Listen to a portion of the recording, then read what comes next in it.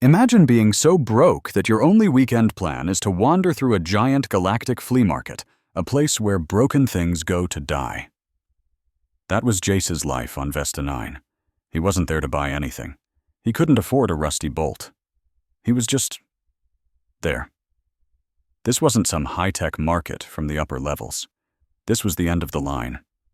A grimy swap meet filled with junk. He'd sift through bins of busted tools and cracked tablets showing faded pictures of long-dead celebrities. He was a junker, a scavenger. But this wasn't about work. This was just about surviving another boring Saturday. And if you think this sounds like a lame start to a story, just wait. Because what Jace finds is going to turn the entire galaxy upside down. So maybe hit that subscribe button now so you don't miss what happens next. He paused at a stall run by a guy who looked like he was personally carved out of asteroid rock. And behind him, in a bin overflowing with rusted metal bits, Jace spotted a handle. Just a long, dark cylinder of metal. He got curious and reached in, pushing aside bent pipes and busted shields. The grip was wrapped in some kind of worn leather. He braced himself, ready to lift a heavy slab of scrap metal, but when he pulled, it slid out like it was floating. Jace just stood there, blinking at what he was holding. It was a sword, a full-blown, meter-long sword, from the simple crossguard to the tip. The blade was a flat, dead black, like metal that had forgotten how to even rust. It looked like it should weigh a ton, but in his hand, it felt like nothing. A foam toy from a kid's party.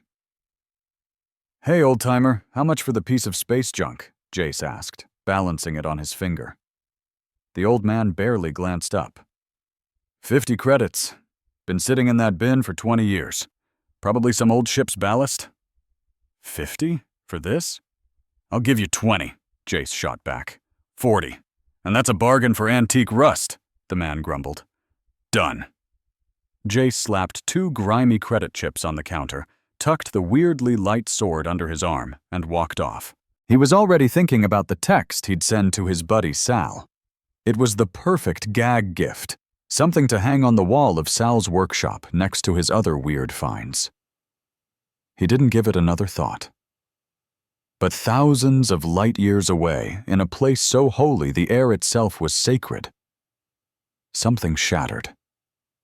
The High Archon of the Viralan theocracy dropped his staff, the clatter echoing in the suddenly terrifying silence. The giant holographic map of the galaxy, usually a calm blue ocean of faith, was ripping itself apart. A single, violent spike of crimson light had just erupted from the one place it shouldn't have, the Forbidden Sector, the forgotten home of the humans. "It's awake," a priestess whispered, her voice shaking. "No, it can't be," another one stammered. "The gods are silent. The prophecy hasn't come." "That resonance is undeniable," the High Archon snapped, his voice like cracking steel. He pointed a trembling, armored finger at the red spike. "The Tesseract Edge, the God Blade, has been touched." For the first time in 1,000 years, pure panic shot through the holy sanctum. This wasn't just a problem. This was a catastrophe. That blade was a holy relic, a tool of the gods meant to move stars, and the prophecies were clear. Only the gods themselves could lift it when they returned. For it to be woken up now, by some unknown nobody, in a backwater part of the galaxy. It was the worst kind of blasphemy. It threatened to bring their entire empire crashing down. "Get the legate," the High Archon commanded. "Summon Vareya Talzin. Now!" Princess Legate Vareya Talzin didn't just walk. She flowed through the sanctum's halls like liquid moonlight. Every single move she made was a masterpiece of discipline and deadly grace. Her skin was pale and perfect, her eyes dark and deep, and they missed nothing. She was born for this moment, trained her whole life to be the ultimate weapon and diplomat for her people. She was a master of 1,000 holy books and 9 ways to kill a man without a weapon. But above all, she was obedient, Her faith was absolute. She entered the chamber and knelt in one perfect, seamless motion. "You sent for me, High Archon. Rise, Legat." The Archon's face was a mask of fury as he pointed at the map. "A relic has been defiled. The Tesseract Edge." Viraya froze. The God Blade. She thought it was just a story, a metaphor for divine power. "It has been taken by a heretic in human space." A wave of pure disgust washed over her. Humans, a messy, chaotic species. Dirty, emotional animals driven by pointless urges. "You will lead the mission to get it back," the High Archon ordered. "Take your ship, the Veil. Go to this world, take the blade, and purify the ground where it was touched, and erase the one who held it. This mistake must be corrected before it shatters the faith of our people." "It will be as the gods command," Viraya said, her voice as cold and sharp as ice. But before she left, she had to perform a ritual. She knelt in a sacred chamber, the air thick with the smoke of prayer crystals, and reached out with her mind, seeking a vision of her target. The vision didn't gently arrive. It slammed into her. First darkness, then a blinding light. The sword was glowing now, not black and dead, but pulsing with a soft inner fire. It was beautiful. And then she saw the hands holding it. They weren't the graceful, six-fingered hands of a god. They were thick, pinkish white, with scars on the knuckles and dirt under the nails. They were human hands, the hands of some worthless scavenger. In her vision, this human was just staring at the blade with a stupid, confused look on his face. He was unworthy.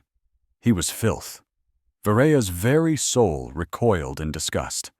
But as she watched him turn the blade over in his hand, a second, traitorous feeling hit her. It wasn't spiritual. It was a hot, electric shock deep in her gut, a warmth that shot through her chest and limbs with a power that almost broke her concentration. It was raw, physical arousal, so intense and so completely out of nowhere that she ripped herself from the vision, gasping for air, her body covered in a cold sweat. She scrambled to a purification basin, shoving her hands into the holy water, scrubbing her skin like it was on fire. That human, that heretic, hadn't just touched the blade. He had somehow reached across the galaxy and defiled her. The disgust she felt was now mixed with a burning shame for how her own body had betrayed her. This was no longer just a mission. This was personal. What in the world is this thing? Jace's apartment was on the 42nd floor, high enough to be just above the permanent smog layer. He tossed the sword onto his beat-up sofa. His best friend, Sal, looked up from his tablet, wiping pizza grease off his chin. "Whoa, did you knock over a museum?" "A really, really bad one," Jace said, grabbing a beer. "Got it at the swap meet. Figured you could hang it in your garage. Cost me 50 credits. 50? Sal laughed, getting up. He was a big guy with an easy smile. He walked over to the couch and reached down to pick up the sword, and his smile vanished. He grabbed the handle with one hand and pulled. "Nothing. Is it stuck or something?" Jace asked. "No," Sal grunted, planting his feet. He put his beer down and tried with both hands, straining so hard his face turned red. The sword didn't move an inch from the couch cushion. "Gods, Jace, what is this thing made of? A black hole?" "I can't lift it," Sal panted. "I literally cannot lift this thing." Jace frowned. "What are you talking about? Dude, you gotta hit the gym." He walked over, casually grabbed the sword with one hand, and lifted it like it was made of cardboard. He even gave it a little swing that whistled through the air. Sal's jaw hit the floor. How are you doing that?" "I'm just lifting it," Jace said, looking from the sword back to his friend. "It's light, feels like a hollow plastic tube." "You're messing with me." "I'm not messing with you. Here, try again." Jace dropped it back on the sofa. Sal immediately grabbed it, straining until the veins on his forehead popped. It was completely immovable. "Okay," Sal said, backing away slowly. "That's officially the weirdest thing I've ever seen. And I saw you try to eat that weird blue fungus once." Jace picked the sword up again, looking it over. "There's no power source, no magnetic lock, nothing." He shrugged, a huge grin spreading across his face. "Well, I guess that settles it. I'm the chosen one. King Arthur, baby. Only the worthy can lift it, Sal. And apparently, you are not worthy." "You're worthy of a tetanus shot," Sal muttered, his eyes still wide. "Seriously, man, that thing is creeping me out. Get rid of it." "No way," Jace said, finding an empty spot on his wall to hang it. "I think I'll keep it." That night, while Jace slept, the black blade hanging from a cheap hook on his wall began to hum. It was a deep, silent pulse that no one could hear, a signal radiating out from the little colony, out past the forgotten world, and into the vast, waiting darkness. It was a beacon, and it was screaming one single, terrifying word across the stars: heretic. The rain on Vesta 9 was a cold, steady drumming on the window of Jace's apartment. He was dozing on the couch with some boring documentary on the wall screen when suddenly the air in the room went cold. The sound of the rain just vanished, replaced by a thick, heavy silence that felt like it was pressing in on him from all sides. Imagine being so broke that your biggest thrill of the week is finding a cool-looking 50-cent sword at a yard sale. That was my life. So when a voice like an angel singing into a broken microphone echoed from the corner of my tiny apartment, my first thought wasn't about ghosts. It was, "Great, who'd I tick off now?" A figure emerged from the shadows, and my heart tried to punch its way out of my chest. She wasn't human. She was tall, rail-thin, and wore armor made of shimmering mother-of-pearl that seemed to breathe. Her skin was silver, her eyes were pools of liquid mercury, and her beauty was the kind that made you forget how to breathe. "Who in the world are you?"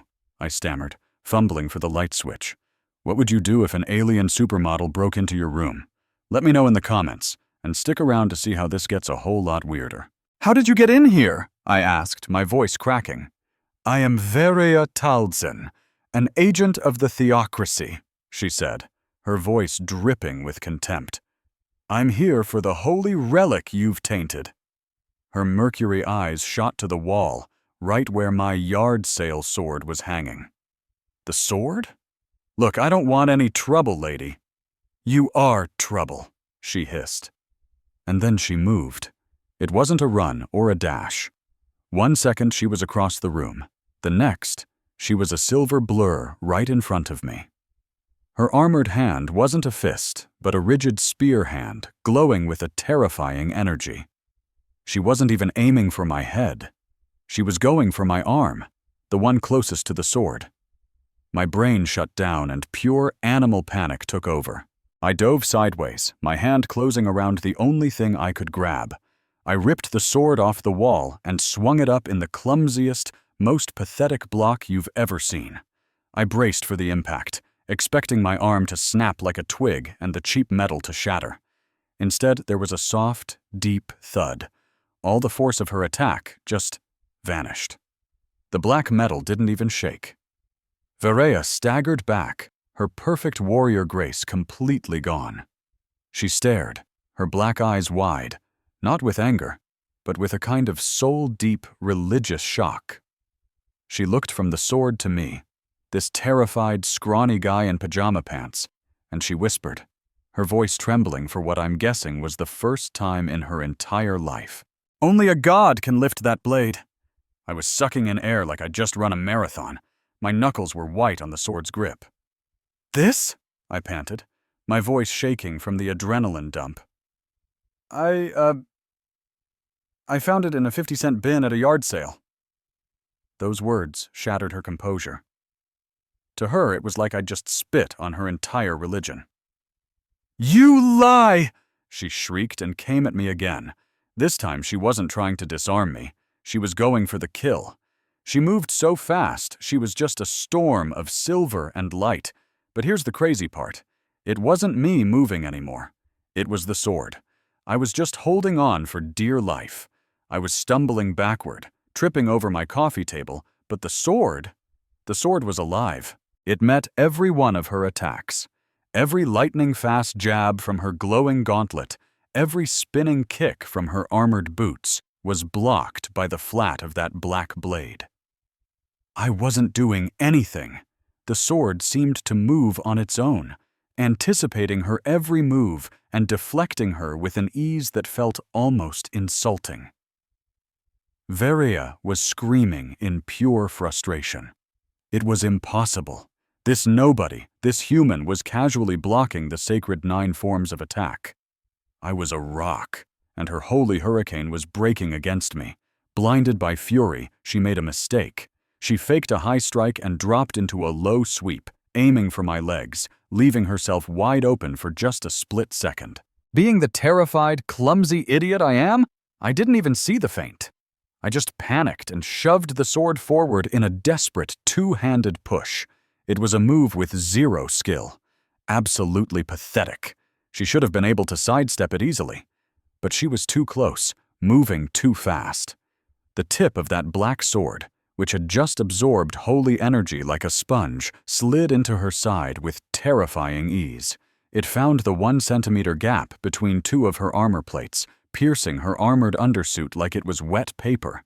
And then everything just stopped. The fight, the rain outside, my own breathing. Verea looked down at the blade sticking out of her. I stared, horrified at what I'd done.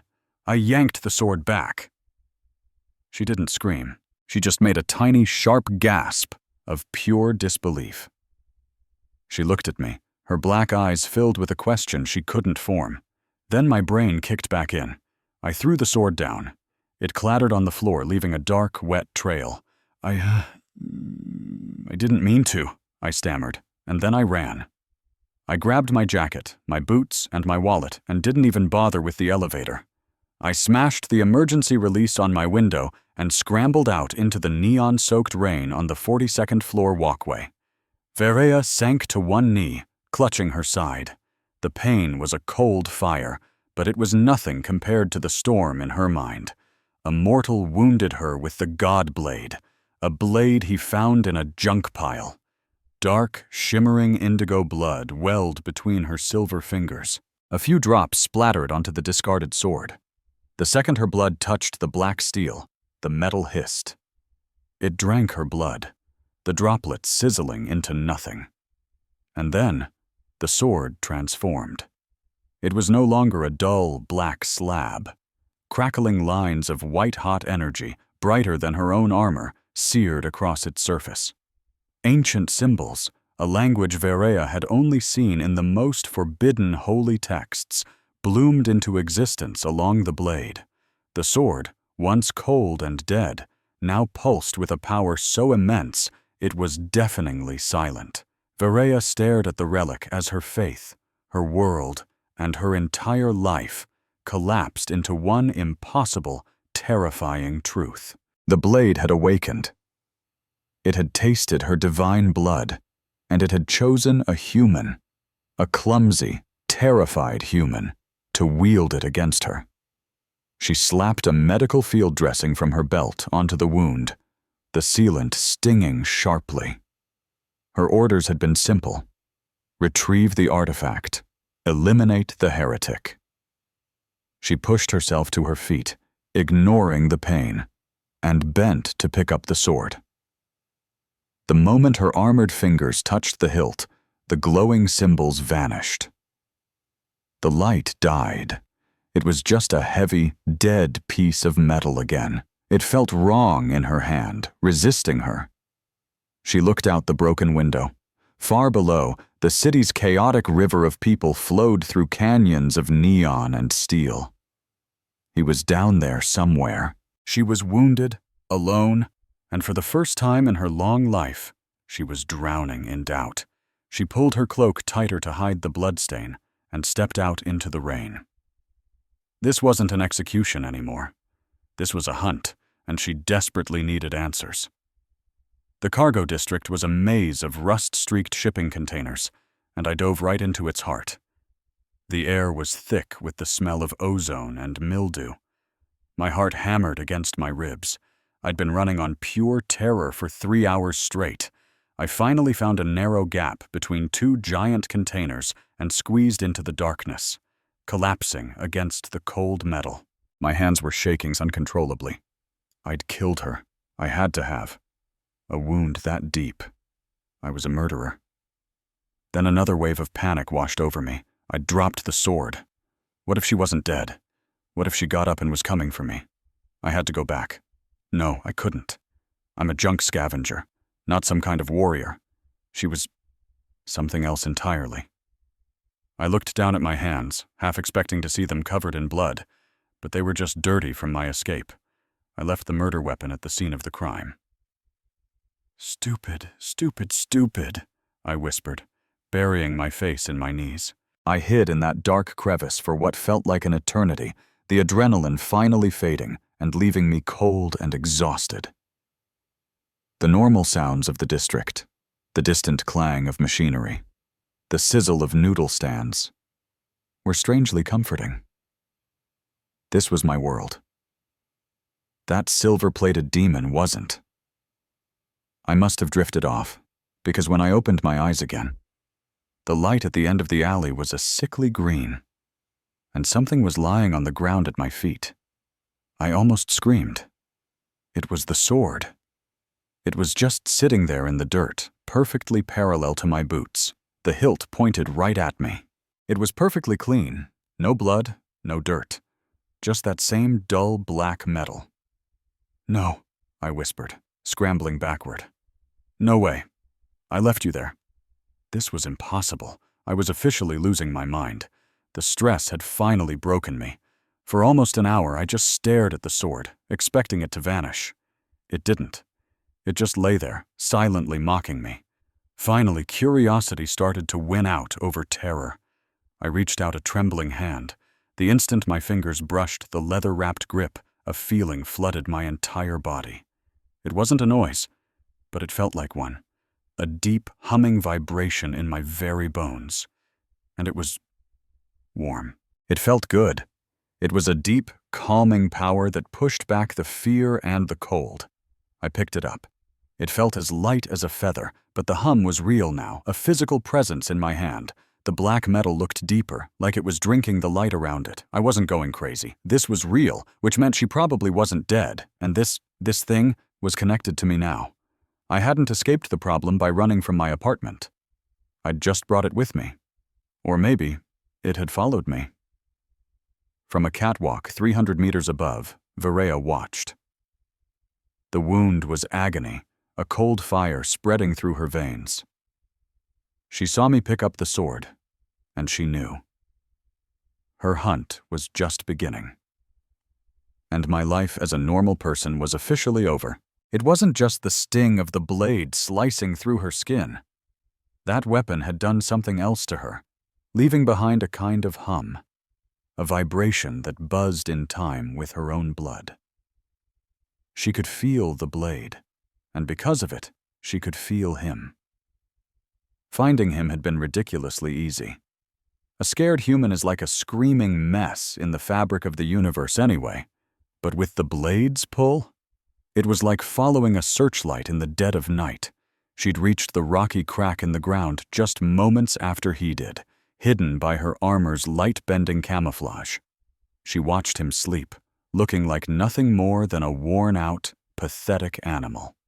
Her mission was crystal clear: eliminate the one who touched the holy weapon.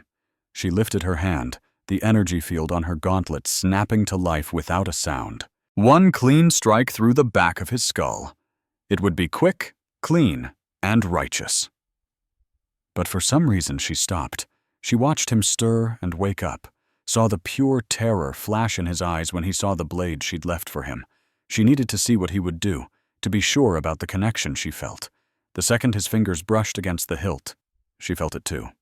A faint, echoing tremor deep inside her own wound.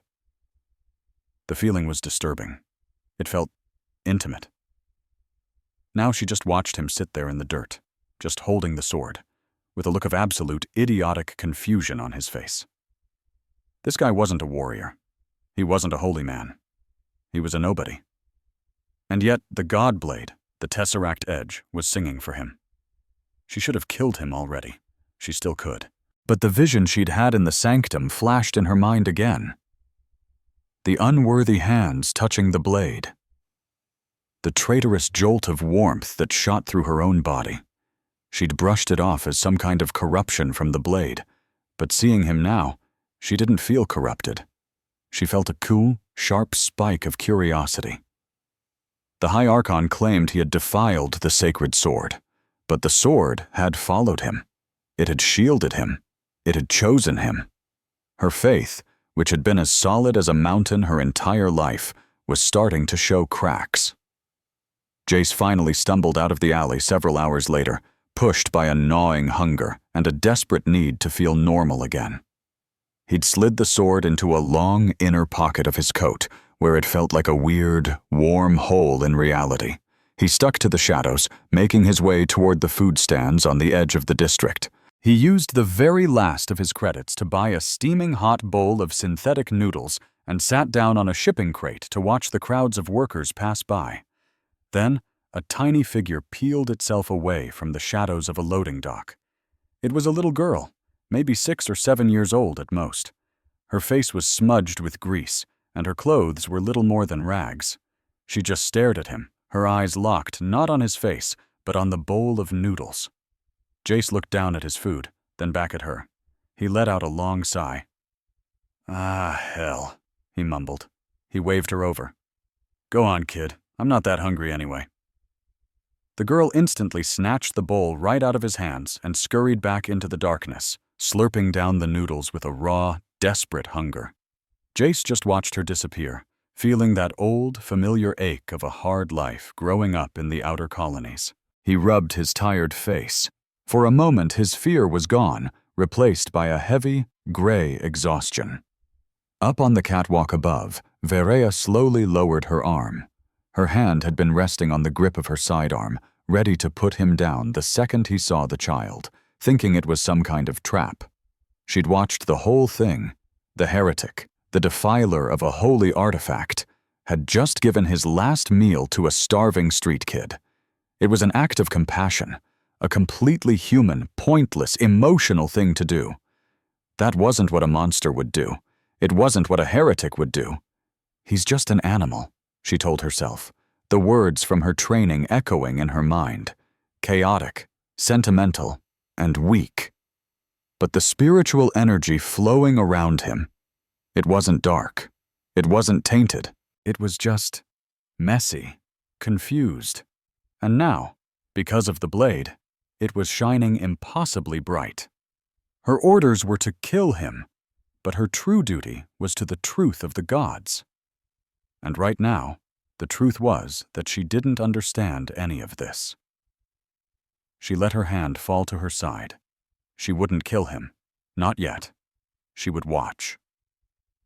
Her decision came a split second too late. There was a tiny change in the air, the smell of ozone suddenly cutting through the normal city stench. Verea's eyes snapped toward the rooftops across the way. 3 figures were there, but their armor wasn't made of the sacred pearly white stone. It was a flat, matte black. Holy black. The armor of the Theocracy's Inquisitorial Shock Squad, her own mentor's personal hit team. They hadn't been sent to bring him in. They had been sent to wipe the slate clean. And they were here for her, just as much as they were for him. The High Archon hadn't trusted her to get the job done. One of the assassins lifted a long-barreled disruptor rifle, aiming not at Jace, but at the ground right by his feet. It was a warning shot. A test. "Jace!" Verea screamed, the name feeling strange and sharp coming from her own mouth. She leaped off the catwalk, her cloak billowing out as her armor's internal systems shrieked in protest at the 20-meter drop. She landed like a silver meteor crashing into the grime, positioning herself right between Jace and the assassins. Jace could only gawk, his mouth hanging open, all thoughts of his lost noodles completely gone. "Get down!" she yelled, the force fields on both of her gauntlets flaring to life. A bolt of blue-white energy slammed into the ground where Jace had been sitting just a second before. The crate he was on instantly vaporized into dust. "They're not here for me, are they?" Jace shouted, scrambling for cover behind a stack of solid Durasteel barrels. "They're here for this!" he yelled, pulling the sword from his jacket. "They are here for both of us!" Varea snapped back. She batted away a second shot, the energy splashing harmlessly against her gauntlet. The assassins were dropping from the roofs now, landing in perfect, silent unison and spreading out to surround them. They were incredibly fast. "So what's the plan, Silver Lady?" Jace yelled. "The plan was for you to be a distraction. Now you're just a liability. Stay behind me and try not to die." She moved then, a blur of silver metal, meeting the first black-armored assassin head-on.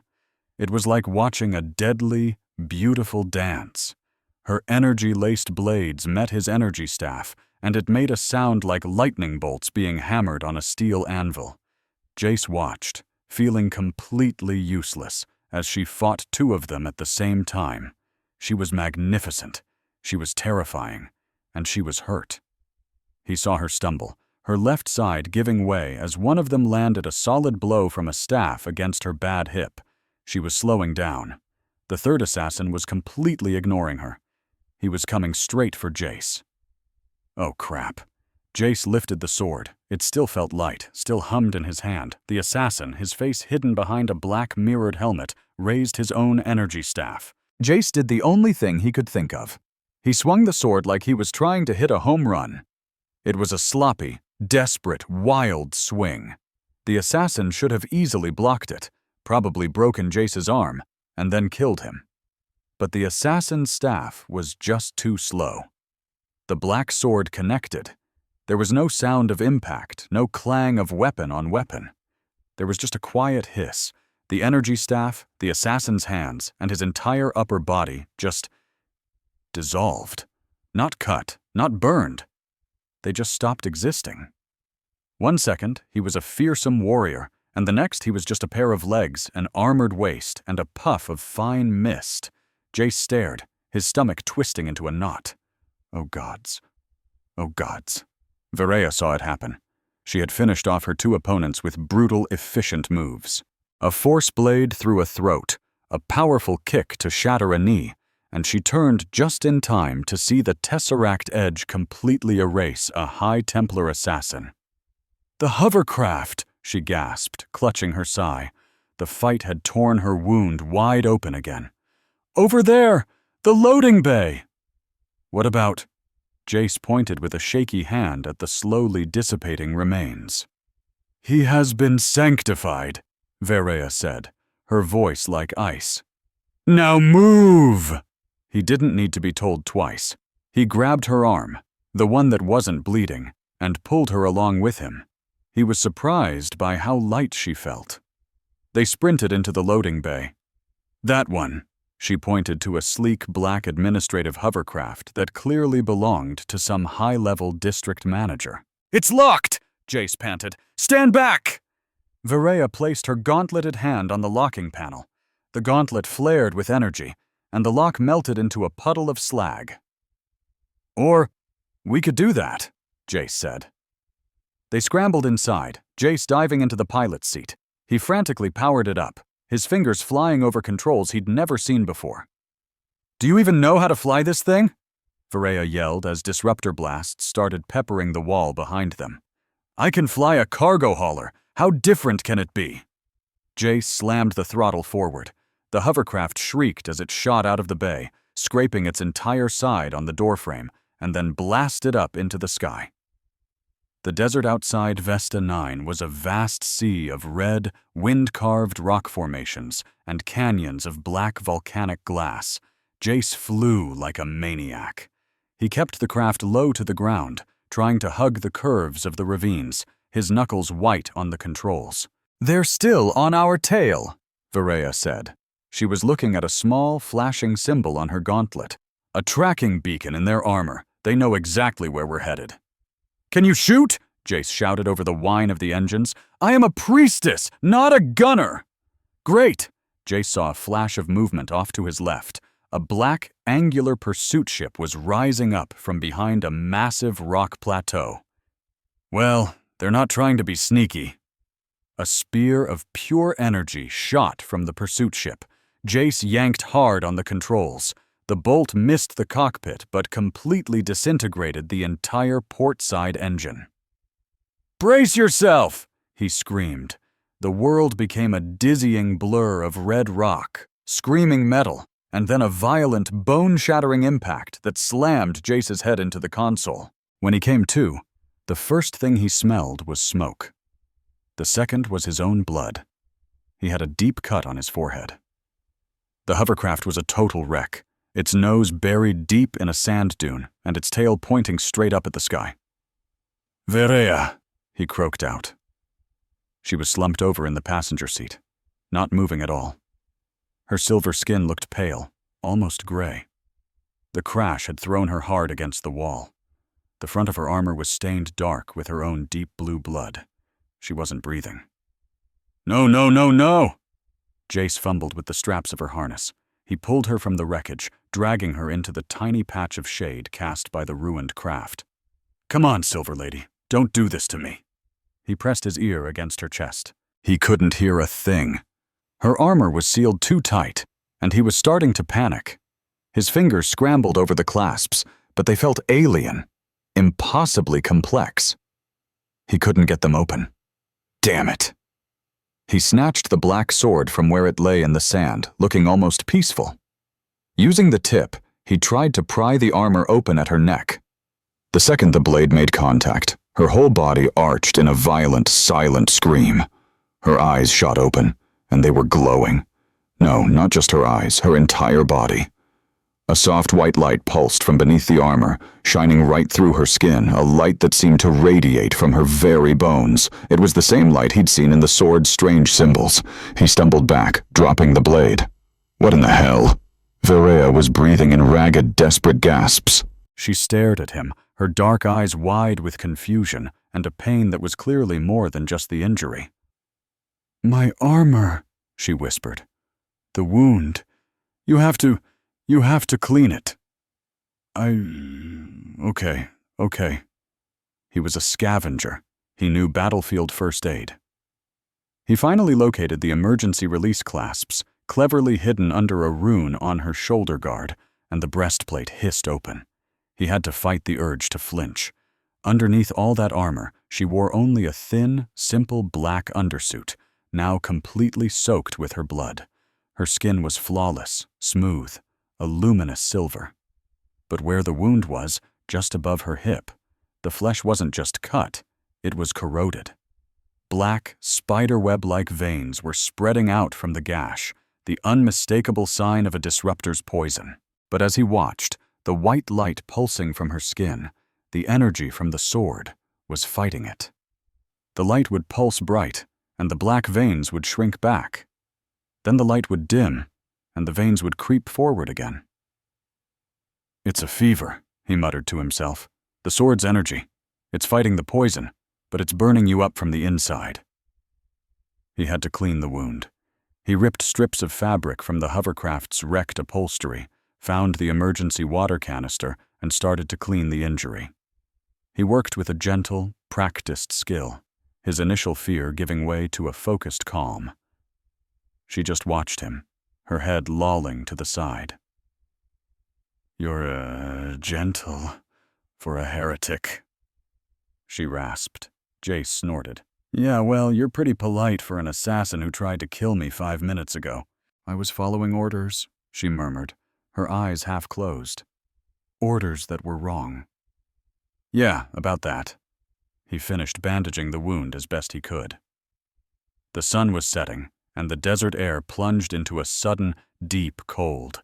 The pursuit ship was gone, likely assuming they were both dead, but he knew it would be back.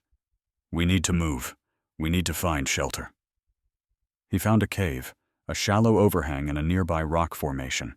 He practically carried her there, his arm wrapped around her waist and hers slung over his shoulder. She was surprisingly light, but the fever made her tremble, and she leaned heavily on him. He managed to build a small, smokeless fire using the hovercraft's emergency fuel cells, but it barely made a dent against the dropping temperature. Verea was now shivering uncontrollably, a violent, full-body tremor. Her teeth were chattering. "So cold," she whispered. "It's the fever," Jace said. "That light, it's radiating all your body heat away." He looked at her, then at the pathetic fire, and let out a long sigh. "Look, I'm just trying to keep you alive, all right? So you can, I don't know, not kill me later." He sat down directly behind her, pulling her back against his chest.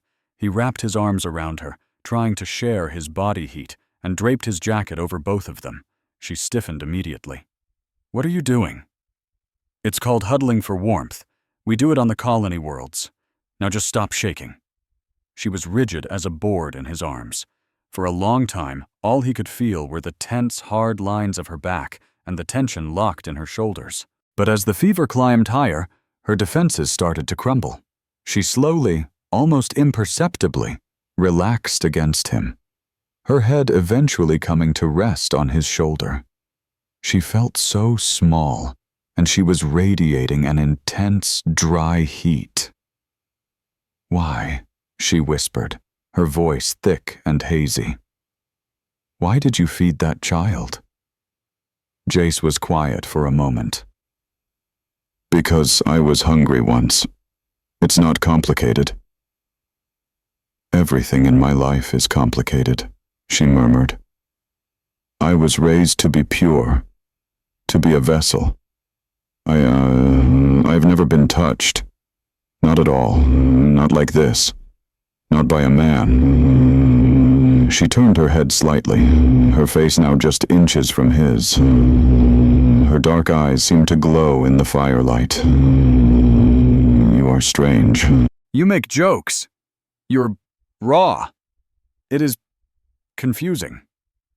"Welcome to the club," he said, his voice rougher than he intended. He could feel the frantic, hummingbird-like beat of her heart against his chest. "When I saw you in the vision," she continued, her thoughts fracturing, "I felt something, a warmth. I thought it was corruption, a defilement." "And now?" he asked, his own heart starting to hammer against his ribs. She looked down at his mouth. "Now, it is just warmth." The glow in her skin pulsed, a soft white light that briefly illuminated the entire cave. The energy from the sword was peaking. It was in her, and somehow it was in him, too. Like a circuit finally being completed. She lifted her head. Her lips were trembling. "I'm so lost, Jace." "Me too." She scrambled away to the far side of the crackling fire, her breathing coming in ragged gasps. Her eyes, wide with a fresh wave of horrifying guilt, were fixed on him. "No," she whispered, shaking her head back and forth. "Oh no, I'm so sorry. It was the fever. I took advantage of you." "Hey," Jace started, his own voice unsteady. You didn't. It's okay." "It was not okay," she snapped, her voice breaking as she hugged her knees to her chest, hiding her face. "What I did was wrong." A thick, awful silence settled over them for the rest of the long night. When morning finally came, the light felt sharp and cold. Jace felt like every muscle in his body had turned to stone. Verea was still sitting by the ashes of the fire, her back to him. The fever had clearly passed. That strange, otherworldly light that had seemed to glow from her skin was completely gone.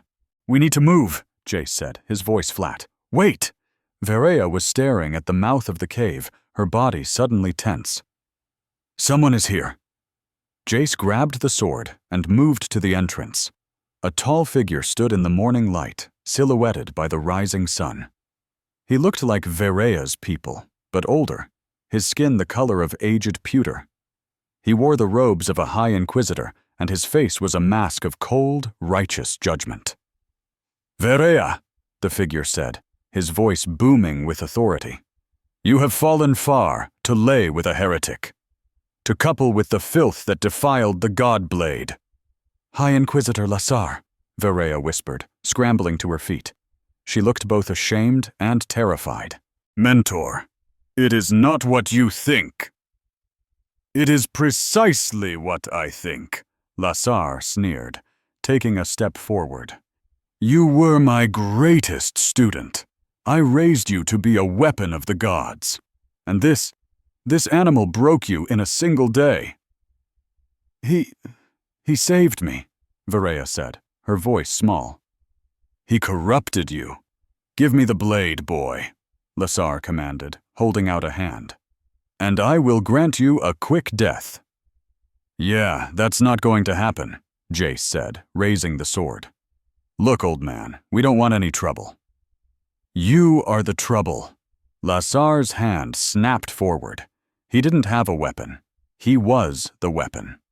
A bolt of pure kinetic force, visible only as a shimmer in the air, shot from his palm, aimed right at Jace's chest. Jace didn't even have time to blink. The sword moved on its own. It snapped up, parallel to the ground. The black metal just drank the kinetic bolt. There was no sound, no flash of light. The energy simply vanished into the blade. Lassar's eyes went wide with disbelief. Run! Jace yelled, grabbing Verea's hand. They burst from the cave, sprinting right past the stunned Inquisitor. Betrayer! Lassar roared behind them. You will not escape the wrath of the gods! They fled into the canyons, the Inquisitor's curses echoing behind them. They ran until their lungs burned, finally collapsing behind a ridge miles from the cave. He'll call his ship, Verea panted, clutching her side. We have to keep moving. Where? Jace demanded. And what the hell was that? Wrath of the gods? And what did you mean he saved you? Verea looked at him, her face a mask of exhaustion and newfound resolve. The shame was gone, replaced by a cold, hard fear. You don't understand what you're holding, do you? She said, her voice rough. You still think it's just a sword. It's a weird sword. It dissolves people and blocks magic mind bullets. What is it? Verea took a deep breath. It is not a sword, Jace. It is a key. It is the Tesseract Edge. It is not just sacred.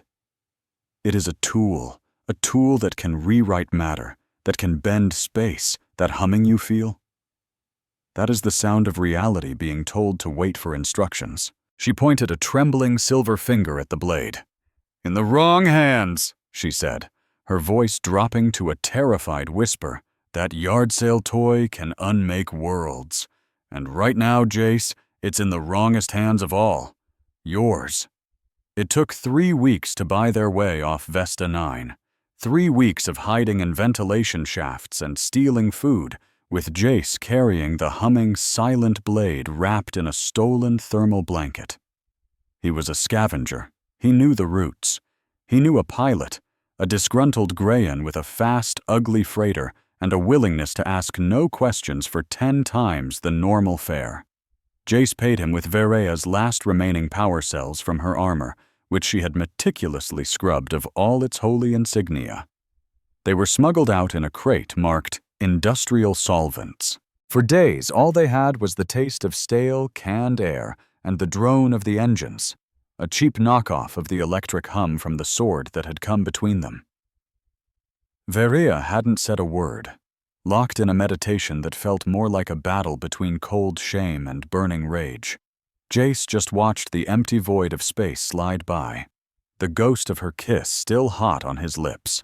When they finally dropped out of warp at Carthus 5, the border world, the sheer reality of it hit them like a punch to the gut.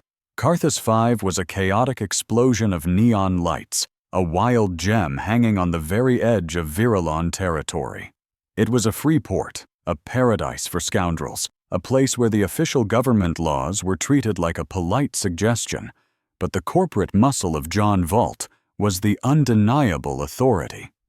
The atmosphere was a chaotic symphony of 1,000 languages, mixed with the smells of strange alien spices, searing metal, and the unmistakable scent of shady business deals. Imagine being stripped of everything you've ever known, branded a traitor, and forced to hide in the grimiest corners of the galaxy.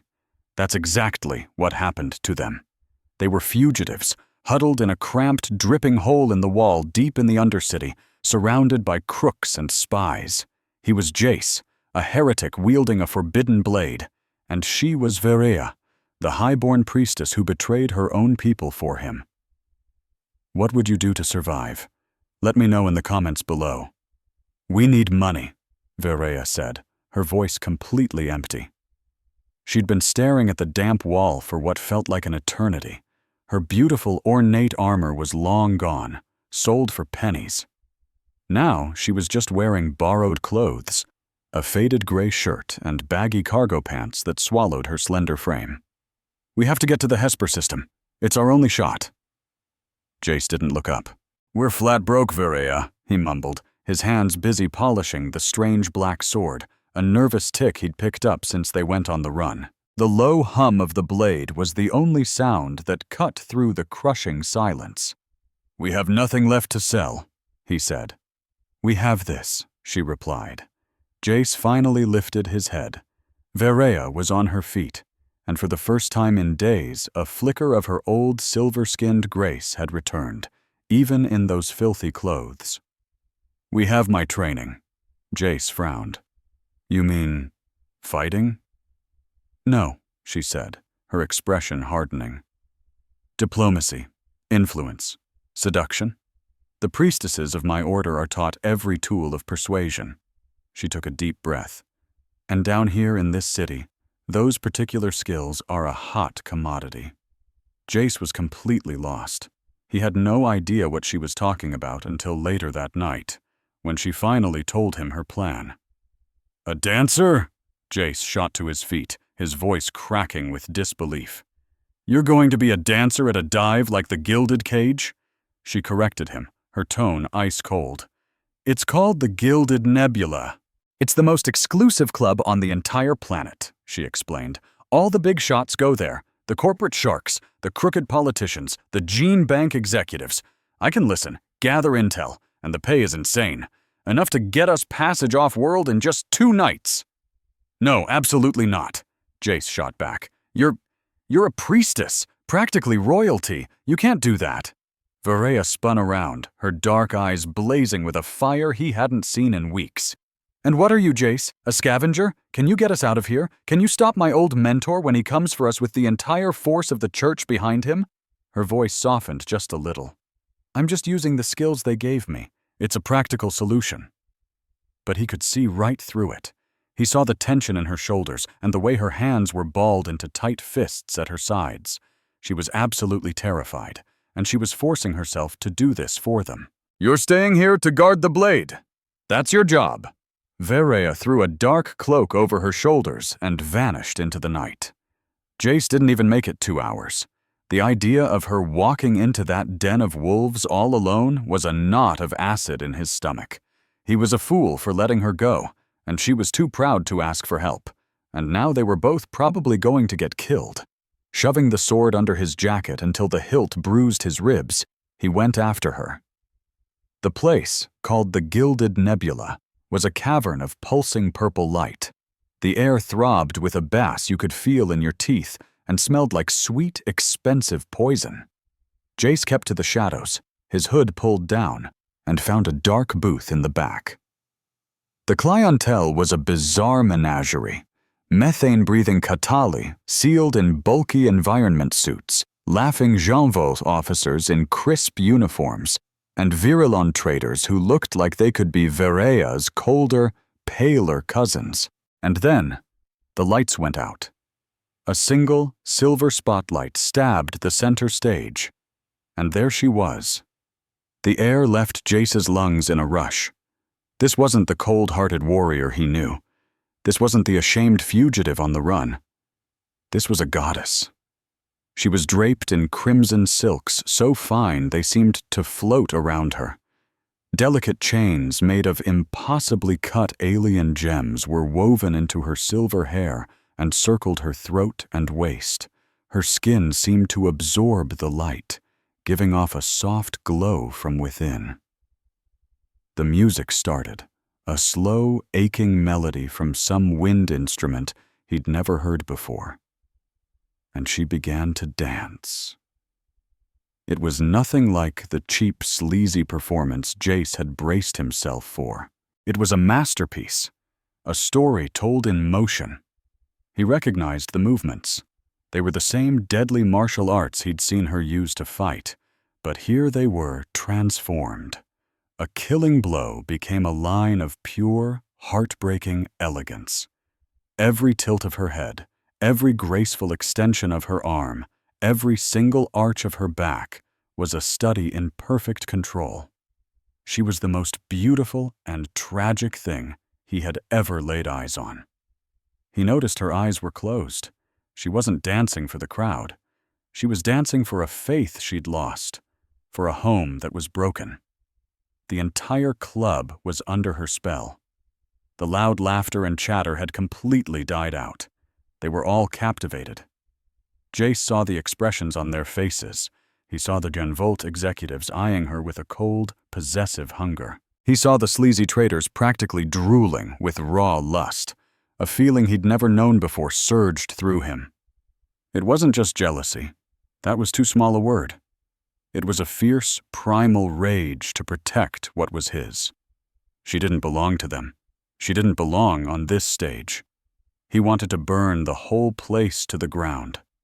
He wanted to leap up there, pull her off the stage, wrap her in his jacket, and just run. But he stayed put, his hand gripping the sword under his coat so tightly his knuckles turned white. He was her guardian. He would watch over her. When the dance was over, the club was dead silent for a heartbeat. Then it erupted. Coins, casino chits, and even sparkling jewels rained onto the stage. Verea didn't bow or smile. She simply held her final pose, a perfect statue of divine sadness. Then the lights went black. Jace made it to her room before she did. He slipped through a back entrance like the street scavenger he was and was waiting in the shadows when she walked in. She entered with her shoulders slumped, the crimson silk dragging behind her. She didn't even seem surprised he was there. She just looked hollow. "They enjoyed the show," she said, her voice completely flat. She went to a small mirror and, with trembling hands, started to unpin the gems from her hair. Jace started, his own voice sounding rough. "You were breathtaking." She flinched. "Please don't. It had to be done." "Verea," he said, stepping toward her. He stopped just shy of her personal space, close enough to feel the warmth coming off her skin. "I saw how they looked at you." "They're animals," she whispered, her hands fumbling with a clasp on her shoulder. "But they're rich animals." "Stop," he said gently, placing his hand over hers. Her skin felt like it was humming with electricity. His touch, calloused and warm, instantly steadied her shaking. "Let me." She froze, her back still to him. He could see her reflection in the mirror, her dark, unreadable eyes watching his every move. His fingers, clumsy at first, worked on the strange alien clasp.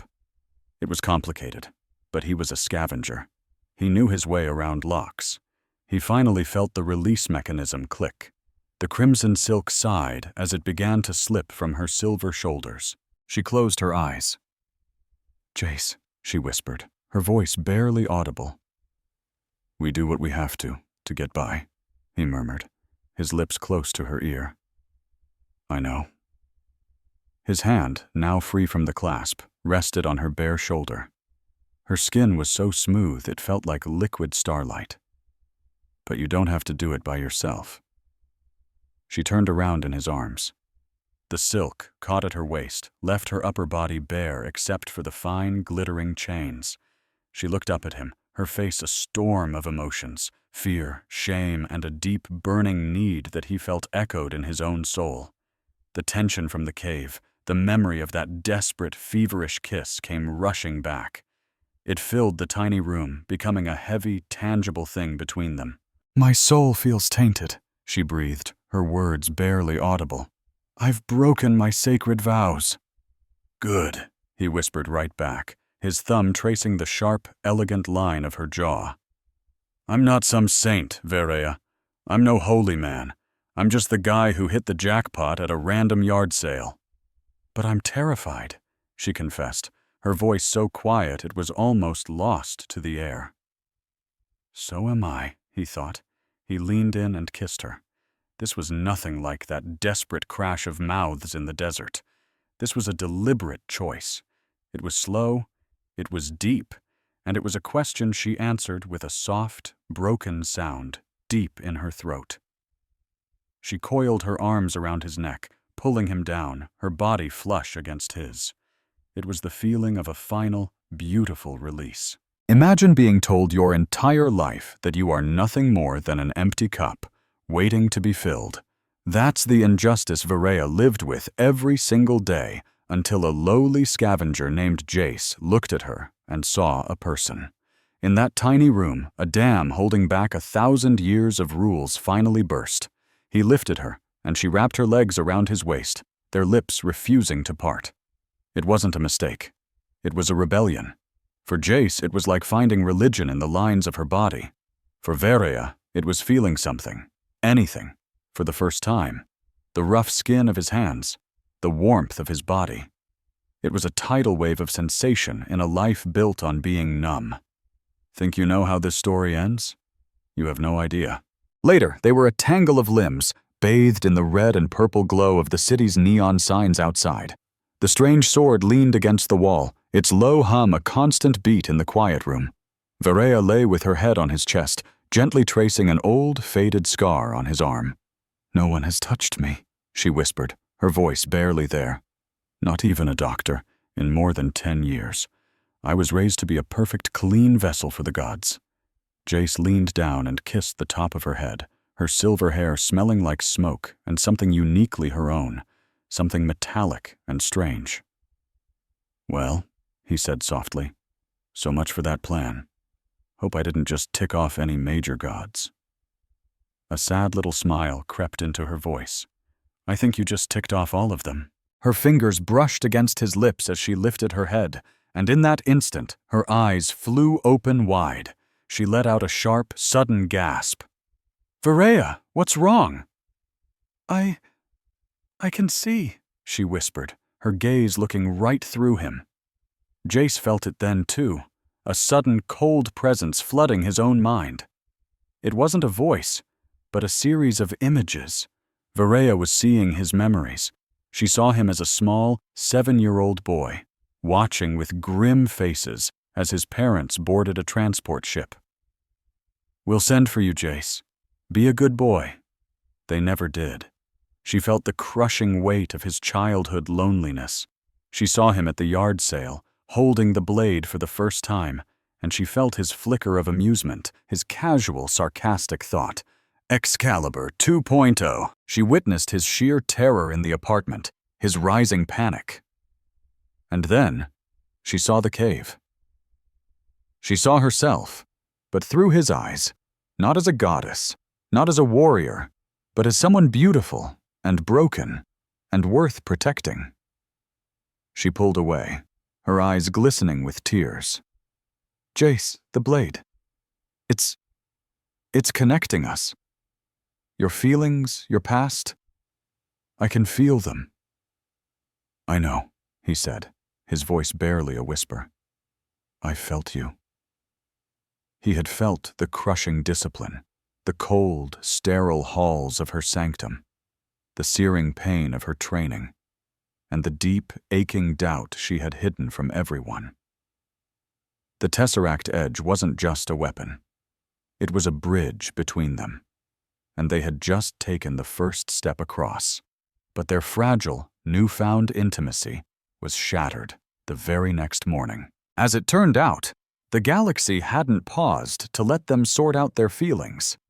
While walking through the market, cloaked and cautious, they saw their own faces staring back at them. They were plastered on every bounty screen in every information broker's stall. "A bounty?" Jace breathed, his blood turning to ice. 10 million credits, posted by the Theocracy High Council, Varea read, her expression hardening into stone. "And a rival faction, the Inquisitorial Coven. That's Lassar. They're fighting over who gets to claim us."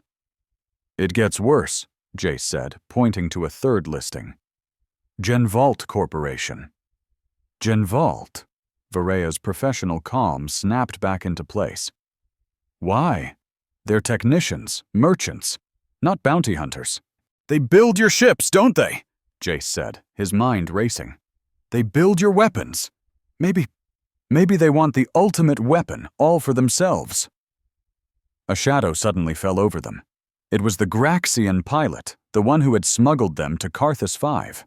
He had 3 other goons with him, all of them armed to the teeth. "Sorry, kids," the Graxian rasped, his mandibles clicking. 10 million is a lot more than 10 power cells, and I cashed you in the second we landed." Jace's hand instinctively went for his sword. It was the wrong move. "Don't," a new voice commanded. It was human, cold, and completely empty of any emotion. From the alleyways, they emerged. Not rogue traders, not priests from the Theocracy. These were soldiers, clad in high-impact, non-reflective black armor, their faces hidden behind polarized visors. A sterile white circle, the Genvault corporate insignia, was stamped on their shoulders. Mercenaries. "Run!" Jace yelled, pulling Varea with him into a side street. It was a dead end. "Hand over the blade, heretic," the lead mercenary ordered, his voice amplified and metallic. "We have orders to take it, and the girl." Jace raised the sword, feeling it hum with heat in his hand. The mercenary didn't draw a weapon. He simply raised his hand. A high-frequency sonic pulse slammed into the alley. It wasn't a sound Jace heard, but something he felt in his very bones. The vibration was so intense, it scrambled his thoughts and made his eyeballs rattle in their sockets. He screamed and collapsed to his knees, the sword falling from his grasp. Varea, unaffected by the sound, lunged forward. She was a silver blur, her old training kicking in. She took down 2 mercs with a series of precise, brutal strikes to their throats and knees. But she was only one person, and there were 8 of them. The crackle of a stun baton filled the air as a merc hit her from behind. A single, high-voltage charge shot through her. Her back arched, her body convulsed, and she crumpled to the ground. "Varea!" Jace yelled, crawling toward her, his head still spinning. A heavy boot planted itself on his back, pinning him down. A merc wearing a specialized force-dampening gauntlet reached down and picked up the Tesseract edge. He lifted it, clearly straining with the effort. "The asset is secured," the merc spoke into his comms. "And the heretic. Subdue them both." Jace felt a sharp sting in his neck, and his world faded to black. He woke up in hell, a sterile, white, fluorescent-lit version of it. He was strapped to a metal chair, his arms and legs bound by thick restraints. He found himself behind a thick, transparent partition in what looked like a medical observation room. His head was pounding, and he could taste the synthetic tang of chemicals. "He's awake," a cold voice stated. Jace looked across the room. In the center of a lab that was part operating theater and part physics experiment, Varea was strapped to a metal table. She was awake. Her silver skin was pale, and her eyes were wide with terror. A man in a Genvault medical coat, his face hidden by a surgical mask and data goggles, glanced at Jace, then back at her. "Princess Liot Talzin, your physiology is fascinating. You've survived a direct wound from the artifact, and our scans indicate a synaptic resonance. You are bonded to the heretic."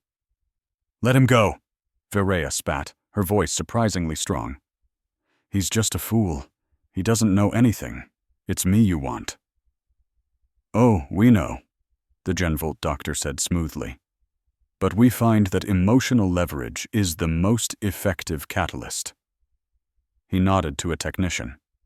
"We need to understand how the bond works. We need to see what it can do. Begin the sensitivity test." "No," Jace whispered. "No, please." The technician pressed a button. An energy field shimmered to life around the table. Verea screamed. It wasn't a cry of pain. It was a sound of pure agony, a high, piercing, nerve-shredding shriek. Her body arched against the restraints, her silver skin flushing a violent, pained crimson. "Stop!" Jace roared, throwing his full weight against the restraints. "Stop it! Hurt me! Leave her alone!" "His emotional responses are high," the doctor noted with clinical detachment. "As predicted. Increase the field." "No!" Verea screamed again. Jace was sobbing now, slamming his head against the partition, the sound of her agony tearing him apart. He was utterly helpless, forced to watch as they tortured her, all while they took calm, detached notes. "Sir," a technician on the other side of the lab called out, his voice suddenly tight with alarm. "Not now," the doctor said, his eyes fixed on Verea's convulsing form. "Sir, you need to see this. Containment is failing." Jace tore his gaze away from Verea. At the far end of the lab, inside a heavy, energy-walled containment box, was the sword. It was floating, point down, and it was glowing. The white glyphs on its surface were burning so brightly they were painful to look at. "What is it doing?" the doctor snapped, finally turning his attention. As Jace watched, his heart screaming with Verea's pain, his rage and despair building in his mind, the sword reacted. A single, thick, white-hot drop of light, like molten steel, bled from the tip of the blade. It didn't fall. It floated sideways, hitting the inside of the containment field and sticking there, sizzling. "Containment energy is spiking!" the tech shouted. I can't get a reading. The output it's impossible!" Another drop of light bled from the blade, and then another. They were floating upward, defying gravity, plastering themselves against the energy shield. The lights in the lab flickered violently.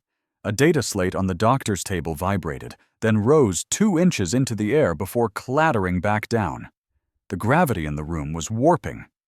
"Shut it down! Shut down the test!" the doctor yelled, his composure finally cracking.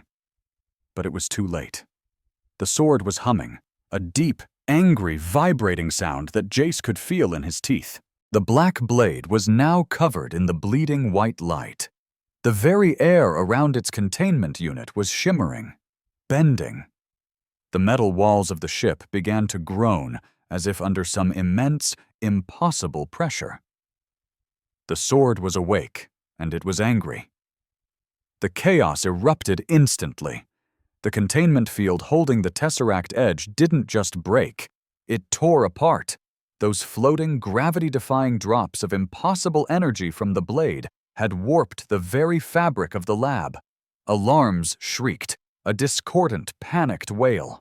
The doctor, his face pale above his mask, was shouting orders that no one could possibly follow. Jace was still screaming for Verea, his throat raw, when a new voice entered his head. It wasn't a voice. It was a calm, synthetic whisper, piped directly into his ear from a microspeaker he never knew was in the chair. "Catalyst Jace, your emotional state is causing a localized reality failure. I find this fascinating." Jace stopped screaming. "Who? What are you?" "I am Ellen, the monitoring AI for this cruiser.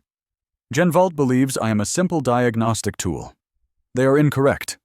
I have been observing you and the artifact." The lights in the lab flickered and turned red. With a heavy thud, the magnetic locks on Jace's restraints snapped open. "Why?" Jace whispered, rubbing his wrists, his eyes locked on Verea's table. The field around her was down, but she was lying far too still. "Genvault seeks to quantify, contain, and sterilize," Ellen's calm voice explained as Jace scrambled out of the chair. "The artifact introduces a variable they cannot control. I prefer the variable to the sterilization. The door on your left, Catalyst. The doctor has a sedative pistol in his right pocket." Jace didn't hesitate. He burst from the observation room. The doctor turned, his eyes wide with shock, fumbling for the weapon Ellen had mentioned. Jace was a scavenger, a brawler. He didn't fight with finesse. He slammed his shoulder straight into the doctor's chest, driving him backward against a console. He grabbed the man's wrist, smashed it against the metal, and the pistol clattered to the floor. You monster, the doctor choked out.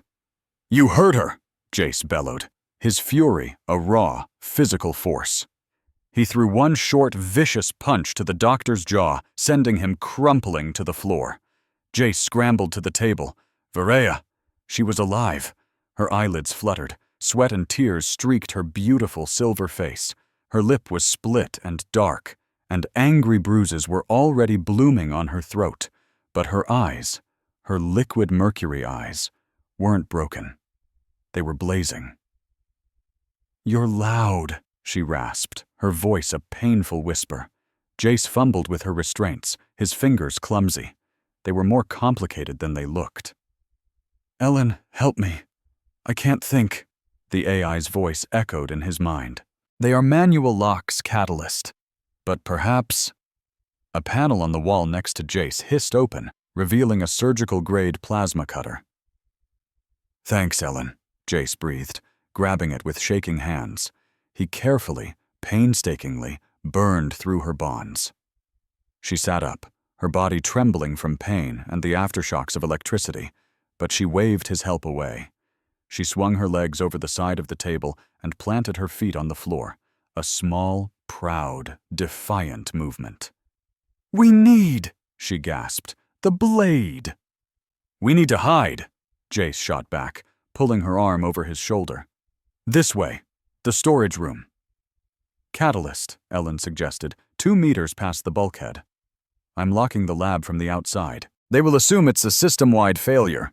Jace practically dragged Verea into the small, dark room, a cramped space filled with medical supplies and a broken stasis pod with a cracked front panel. He gently slid her to the floor, her back resting against the pod's base. They were hidden in the dark. The alarms were now just a muffled scream in the distance. The only sound was the harsh rasp of their shared breaths. He looked at her, at the bruises, the split lip, the one furious tear that finally broke free and carved a path through the grime on her cheek. All of this was his fault. Because he was a nobody. Because he'd bought a stupid sword.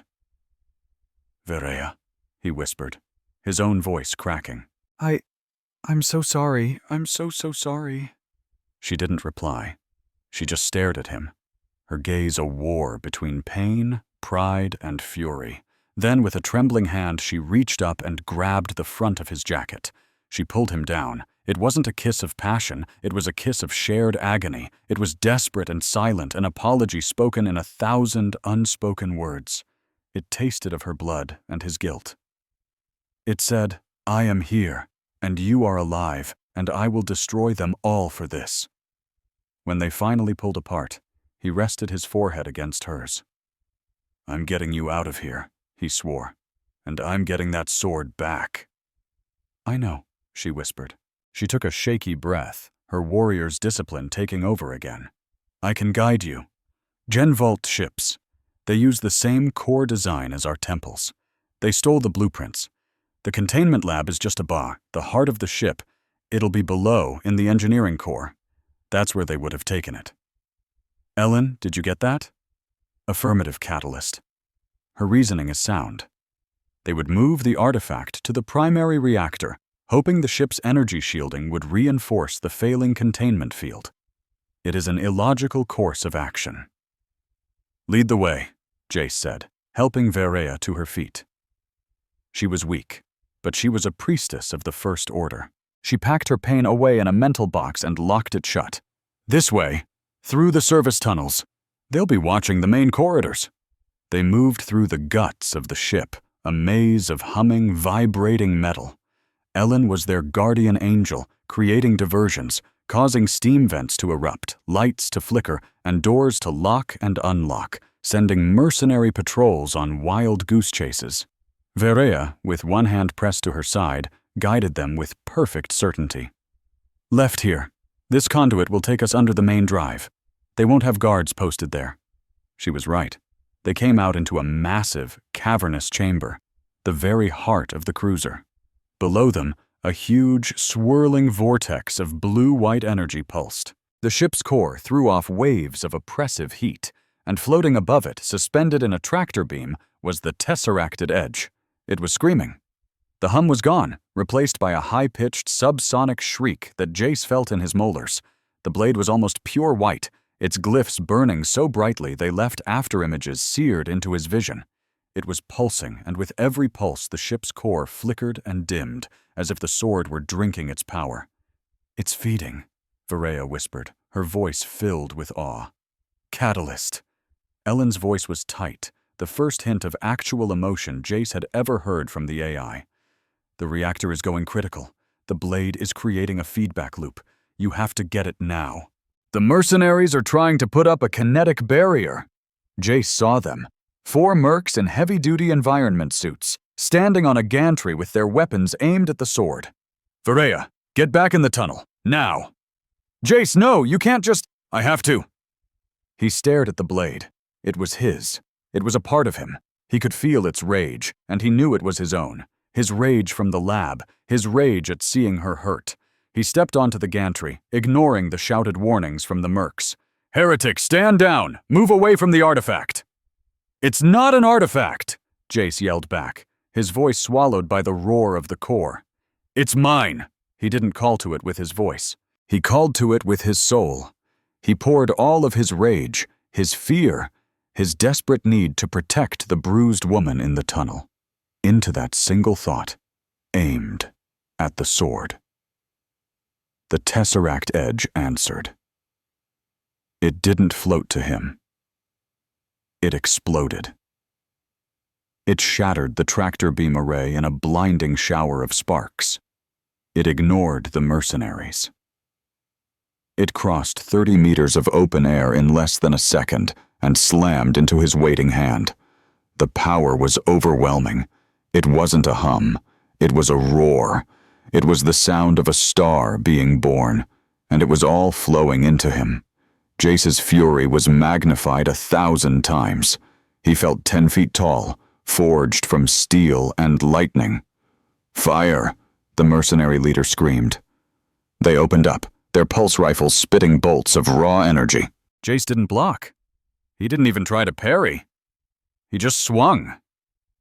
He swung the sword in a massive, horizontal arc. He wasn't aiming for them. He was aiming for everything.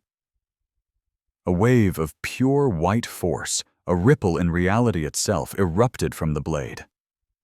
It wasn't energy. It was anti-energy. It was a wave of unmaking. It hit the mercenaries. They didn't burn. They didn't scream.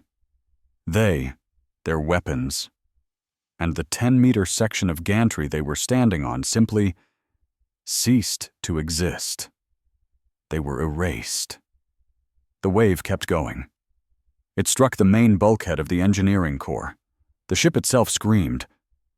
A massive shuddering groan as a 20-meter gash of pure nothingness was torn in its side. "Jace!" Varaya's shriek sliced through his rage. He looked at her, his eyes wild, his chest heaving. The blade in his hand was black again, the glyphs fading, but it was hot, pulsing with a satisfied, angry warmth. "Catalyst, you have compromised the structural integrity of the ship," Ellen said, her synthesized voice sounding almost impressed.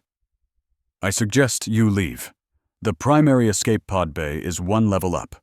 I have unlocked it for you." "Let's go," Jace said, his voice a low growl. He grabbed Varaya's hand, and this time, he was the one pulling her. They ran, the ship tearing itself apart around them. Alarms blared everywhere. The very gravity was flickering, throwing them from side to side. They burst into the escape pod bay. A single, sleek black pod sat there, clearly meant for an executive. "Ellen, are you coming?" Jace yelled as he strapped Varaya into a seat. "I am the ship, Catalyst. I cannot leave. But I must admit, I have enjoyed this new variable." The pod bay doors hissed open, revealing the silent, star-dusted void. "Go." "Thank you," Jace said. He jumped in, sealed the hatch, and slammed his hand on the launch panel. The pod shot away from the dying cruiser, propelled into the deep silence of space. Jace looked back. The Gen Vault ship, the Indomitable, was dark. A massive gash was torn in its side, venting atmosphere and wreckage. It was a broken, dead thing. He had done that. They drifted for hours, maybe a whole day. The pod's systems were bare bones. They were completely lost. Verea, her strength finally giving out, had fallen into a deep, exhausted sleep. Jace just watched the stars, the sword resting across his lap, its hum now a gentle, sleepy vibration. He woke to Verea's hand on his. She was pointing. There. A star system and a planet, a dark jewel of black and purple. "I know this place," she whispered, her voice full of a strange, ancient reverence. "I have seen it in the forbidden texts. Deva Prime, the place where the first God War was fought, the birthplace of our faith." The pod, caught in the planet's gravity, began to fall. It was a long, fiery crash landing, but Ellen had given them a good pod. It skidded to a stop on a beach made of volcanic black glass. Jace opened the hatch. The air was thin and cold, and it smelled of ozone and ancient dust. The sky was a deep royal purple, dominated by a massive ringed planet. All around them were ruins, huge cyclopean structures of black stone carved with an impossible precision. They were impossibly large, built for giants, and they stretched as far as the eye could see. Jace stepped out onto the sand, the sword in his hand. The moment he did, the blade changed. The gentle hum vanished. It began to sing. A clear, high, piercing note. A single perfect tone that seemed to make the very air vibrate. The song was pulling him in, a strange, welcoming melody full of yearning. "Jace," Verea whispered, appearing at his side. It's calling to it. Can you hear it?" The sound was echoing from a massive, ruined temple in the distance. The blade seemed to drag him forward, the song growing louder with every step. They walked for an hour, deep into the heart of the ruins. They finally stepped into a vast, open-air sanctum, its roof having collapsed ages ago, leaving it open to the purple sky. In the very center stood a massive crystalline spire, at least 30 feet tall, dark and silent. As Jace got closer, the sword's song grew into a powerful hum. The crystal began to vibrate with it, a perfect sympathetic resonance. "Jace, I think—" He touched the tip of the tesseract edge to the crystal's base. It erupted in a blinding flash of light. A holographic image, three-dimensional and the size of a stadium, bloomed in the air above them. The figures in the hologram were Virellans, but they weren't priests. They wore simple scholarly robes and had the soft, hopeful faces of academics. A tall, proud Virellan with a kind face stepped forward. It was a log, a recording. "Day 1, he announced, his voice echoing across the dead city. "The Guardians are a triumph. Our genetic enhancements have created a caste of warriors capable of defending our people for all eternity. They are strong. They are glorious." The image shifted, showing the Guardians themselves. They were colossal. 15 feet tall. They were Virellans, yes, but twisted into something monstrous. Their bodies were coiled with unnatural muscle, and permanent sneers of arrogance were carved onto their faces. They were gods. Day 100. The scientist's image reappeared. He looked decades older, his face etched with fear. "There's been a complication. The Guardians, they see us as inferior, as cattle to be herded. They demand our obedience. They demand our worship. They've started calling themselves gods." The image flickered again, showing scenes of fire and chaos. The Guardians were ripping their own city to shreds. The scientist was back in his lab as the walls began to crumble around him. day 104. It was all a lie. We had to stop them. We knew we couldn't defeat them in a fight. So we tricked them. We built them a prison, not of steel bars, but of belief. We created the theocracy, a religion designed to control them, to keep them pacified, to make them sleep, promising a great awakening when the galaxy was finally worthy. It was all a lie to save our children. Suddenly, a colossal armored fist punched right through the laboratory wall. The scientist let out a final scream, and the recording died. Silence.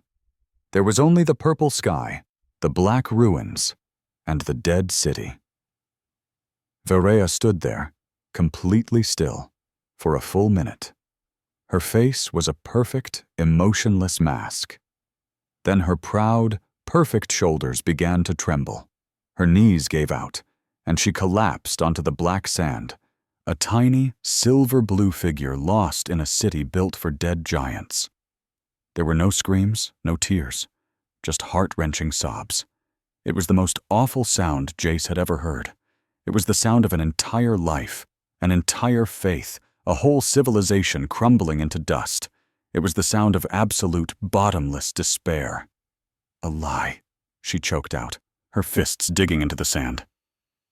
My ancestors, my faith, my mentor, all of it. Asha, we're not divine. We're the children of liars. I am ashamed. Jace's heart shattered. He sat down in the sand beside her. He didn't say a word. What could he possibly say? So he just sat there. He put the now silent sword down, wrapped an arm around her shaking shoulders, and pulled her close. He held her as she cried for her lost gods, for a life built on a lie, for the impossible crushing weight of a truth that had just obliterated her entire universe. He held her for hours until the sobs finally quieted into dry, shuddering breaths, and the first cold, alien stars began to appear in the purple sky. She was empty, completely exhausted. She turned her face to him, her black eyes raw and swollen with tears, and looked into his. He gently used the sleeve of his jacket to wipe the mix of tears and sand from her silver cheeks. He kissed her forehead. He kissed her closed, bruised eyelids. He kissed her split lip so softly it was like a breath. It wasn't a kiss of passion, but a kiss of witness. He was the only soul in the universe who had watched her faith crumble to nothing. She looked at him, and he looked back at her. And in that shared, broken silence, something new formed between them. A bond forged not from passion or guilt, but from sheer survival. He kissed her mouth. This time it was slow. It was reverent. It was soul deep. He wasn't the heretic. She wasn't the priestess. They were just two people at the edge of the universe, clinging to each other. Under the cold, distant stars of a dead world, they made love on the black glass sand. It was a slow, silent, desperate promise to choose life, to choose each other in a galaxy founded on deception. Afterwards, in the cold, she curled up against him, her body fitting into his like it was made to be there. She was quiet for a long, long time. "They will hunt us," she whispered, her voice barely there. "Lasar, Genvault. They won't stop." "I know," he said, holding her even tighter. She gripped his hand, her fingers lacing through his. "Don't leave me, Jace. Whatever happens, whatever I become, don't leave me." "Never," he promised. Miles above them, in the cold darkness, a massive Varellan Inquisitor-class dreadnought tore a violent hole out of hyperspace. On the bridge, High Inquisitor Lasar stared out, his face a mask of cold rage. A holographic image of a Gen Vault executive flickered in front of him. "The heretic escaped, Inquisitor. He destroyed the Indomitable." "He destroyed nothing," Lassar sneered, his voice dripping with venom. "The blade did. You tried to leash a god with your pathetic machines. I will command it with faith." He cut the transmission. "My lord," his adjutant asked, "the Theocracy Council is in chaos. They're debating." "Let them debate," Lassar said. He looked down at the purple planet on the view screen. They were all fools. The lie wasn't the mistake. The mistake was letting the Titans sleep in the first place. Set a course for the planet. Activate the fleet. The old gods are waiting. And I will be the god who wakes them. The galaxy will finally have the master it deserves. The Gen Vault escape pod was basically a coffin designed for executives, but at least it had a working long-range drive. It was not built for comfort. For 6 days they drifted, breathing recycled air as the pod's systems groaned in protest. They were fugitives, adrift in the most profound silence imaginable. Virea, completely hollowed out by the revelation on Dava Prime, retreated into a deep, healing meditation. Jace just sat there. The Tesseract blade lay across his lap, its low, steady hum the only other heartbeat in the cramped darkness. He watched the proud, perfect line of her silver-skinned profile and felt the immense weight of the promise he had made her. Never leave me. He'd gambled the pod's last bit of energy on getting them to the one place in the galaxy that might actually listen. Hesper, the neutral world. Hesper was an entire planet city of gleaming glass spires and brilliant light, a monument to a neutrality so perfect it felt sterile. They didn't arrive as diplomats, but as open wounds. Their battle-scarred pod, bearing the marks of Gen Vault, Lassar, and Dava Prime, was immediately impounded. They were taken into protective custody, to a clean, white room with soft, textured walls. Once inside, Virea, her strength returning and her poise now a protective shield, demanded an audience with the neutral Galactic Council. The news that a priestess legate of the Virellan theocracy had defected with a human carrying an energy signature that was frying their scanners sent the council into an absolute uproar. An emergency session was called immediately. The chamber was a massive amphitheater, the air a carefully balanced cocktail of oxygen, methane, and argon to suit the different delegates.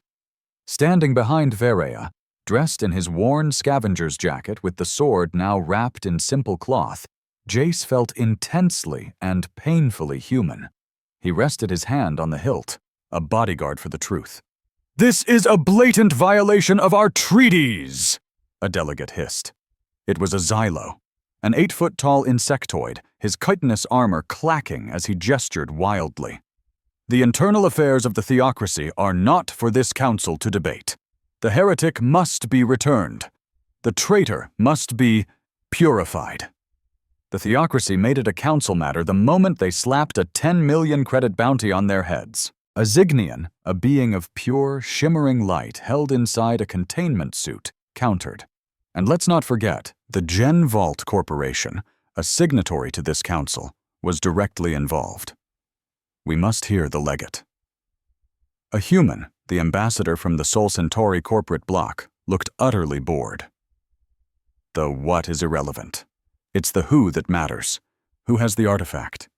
If this artifact is, as our intel suggests, a weapon of unimaginable power, then it needs to be neutralized. Varia Talzin, the speaker, a being of immense age and unknown species, raised a 3-jointed hand. "You have the floor. You have 1 hour to explain this chaos." Varia stepped into the center. She wore a simple, borrowed gray tunic.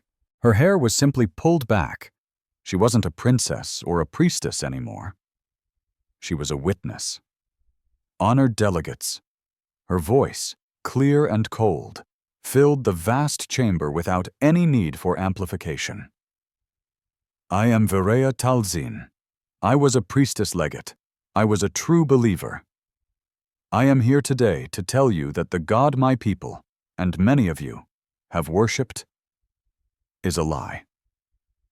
A shockwave of whispers, hisses, and clicks rippled through the amphitheater.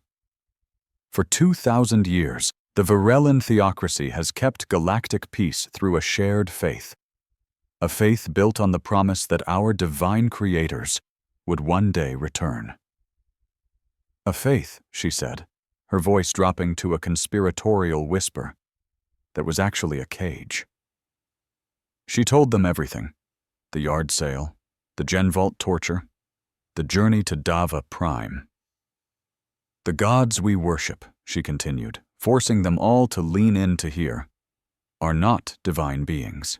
They are genetically engineered weapons, 15-foot-tall monsters of pure ego and rage, created by our own ancestors. They are asleep. They aren't waiting for some holy day to awaken.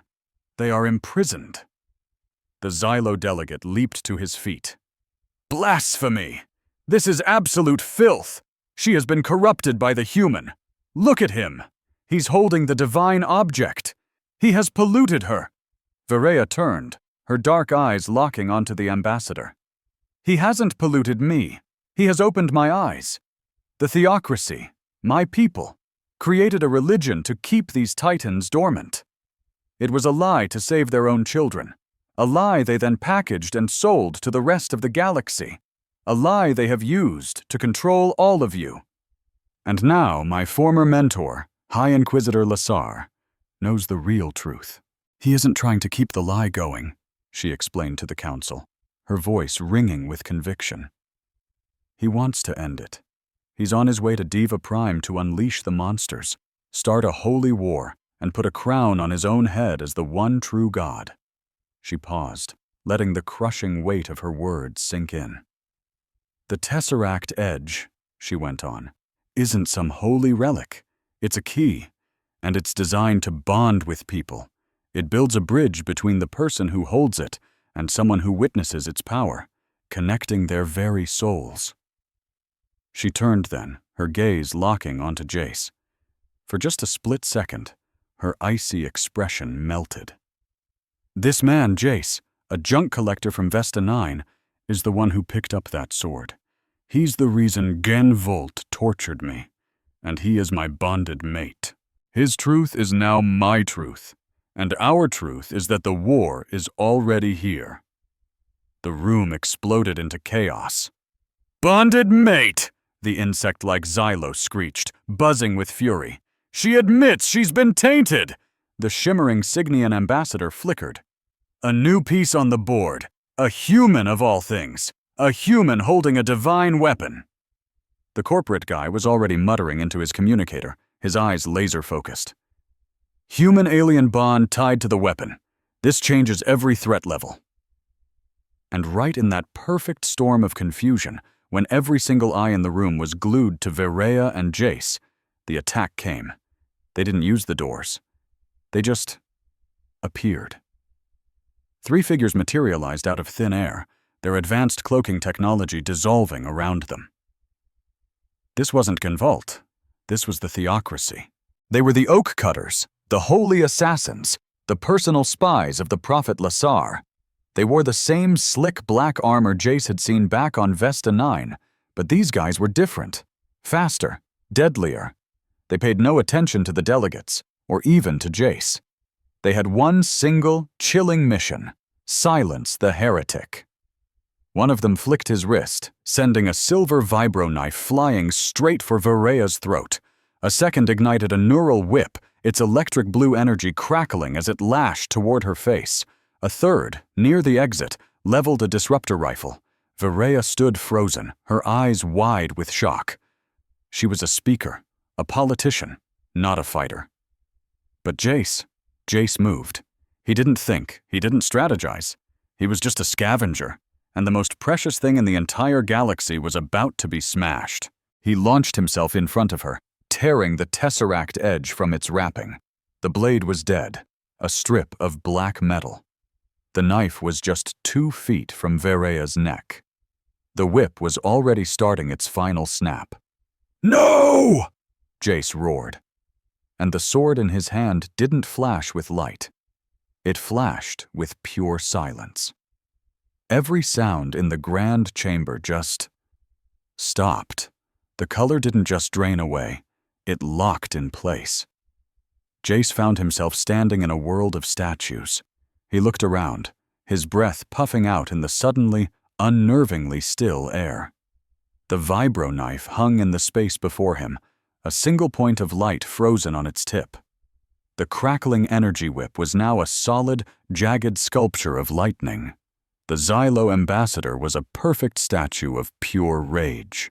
The Signian was a frozen waterfall of light. The assassins were locked in their deadly, graceful poses.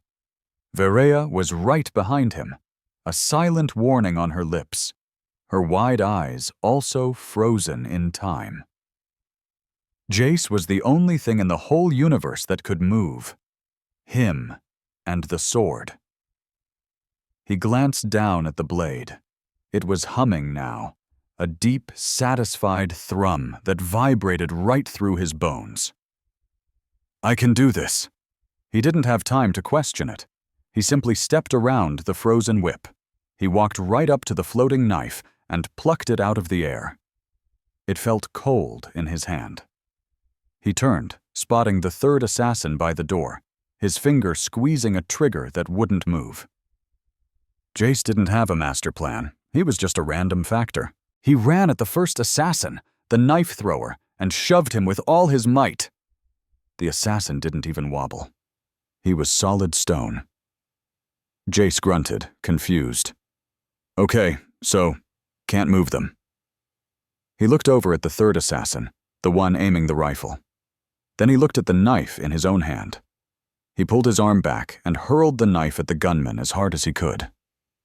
The blade flew about a foot from his hand and then just stopped, hanging in the air, just as frozen as everything else. Oh crap, he thought. That didn't work either. He felt a strange thud in his chest, a feeling coming from the sword. It was getting tired. Jace looked at the first assassin again. He couldn't be moved, but maybe Jace stepped right in front of the frozen arc of the energy whip. He lifted the black sword, positioning it squarely in the whip's path, and then the universe came crashing back. He'd had maybe 10 seconds. Sound, color, and movement slammed back into reality.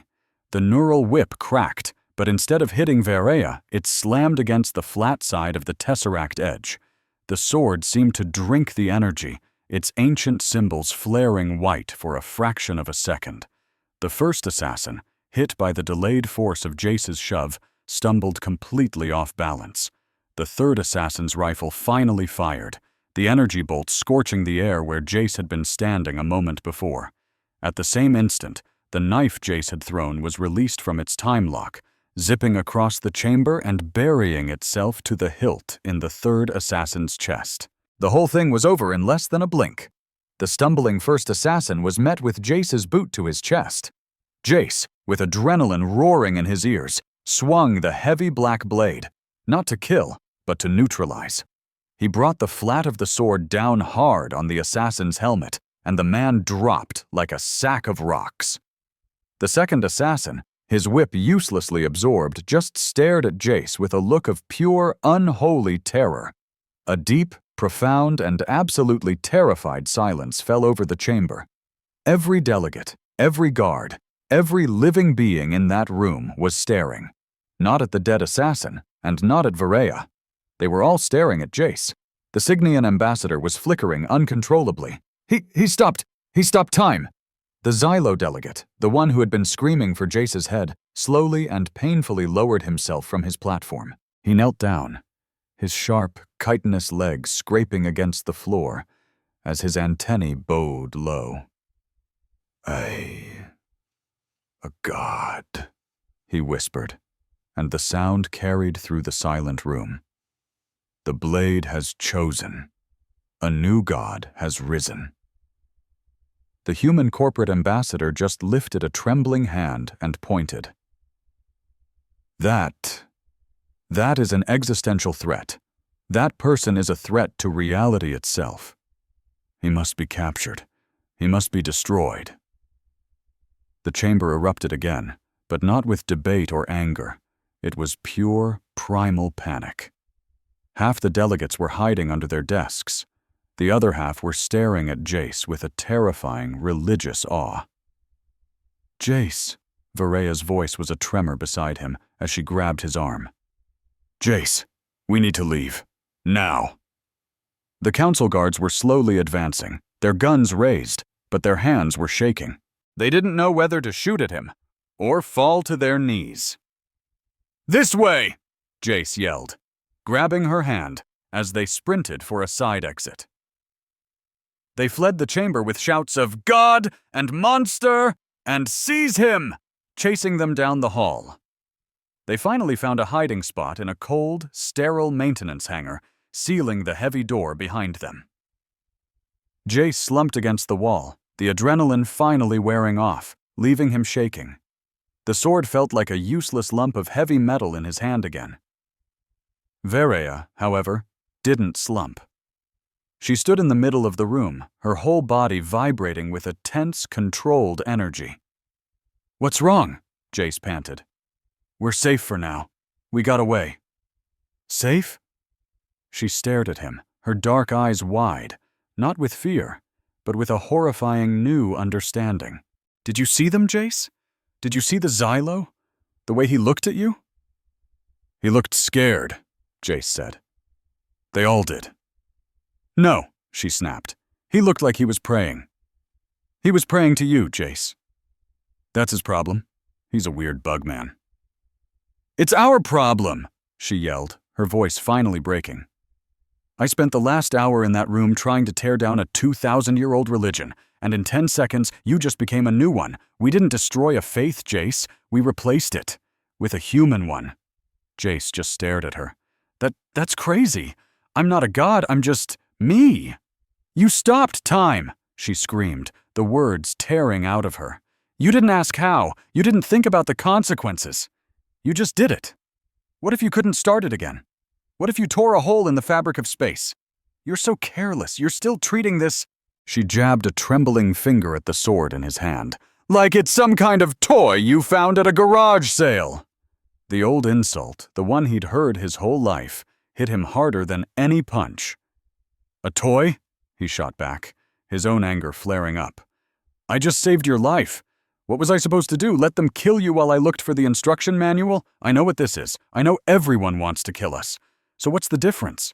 God, heretic, monster, they're all just labels." "Are you still you?" she demanded, her voice dropping to a low, dangerous whisper as she stepped toward him. Are you? Are you still the man who gave his last food ration to a starving kid on Vesta 9?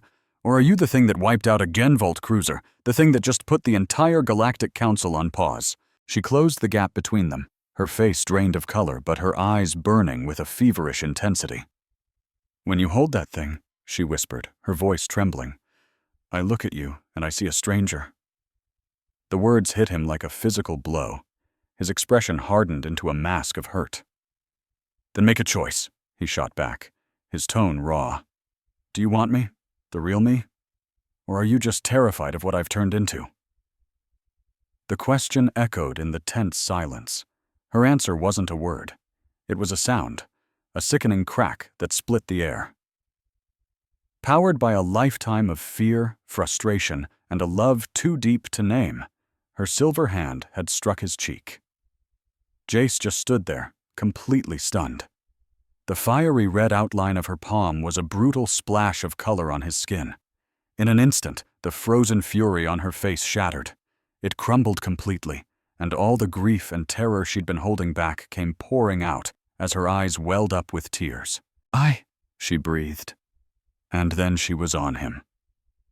Her hands grabbed the front of his jacket, pulling his face down to meet hers, in a fierce, almost bruising kiss filled with a desperate, angry passion. It was a kiss that pleaded for forgiveness.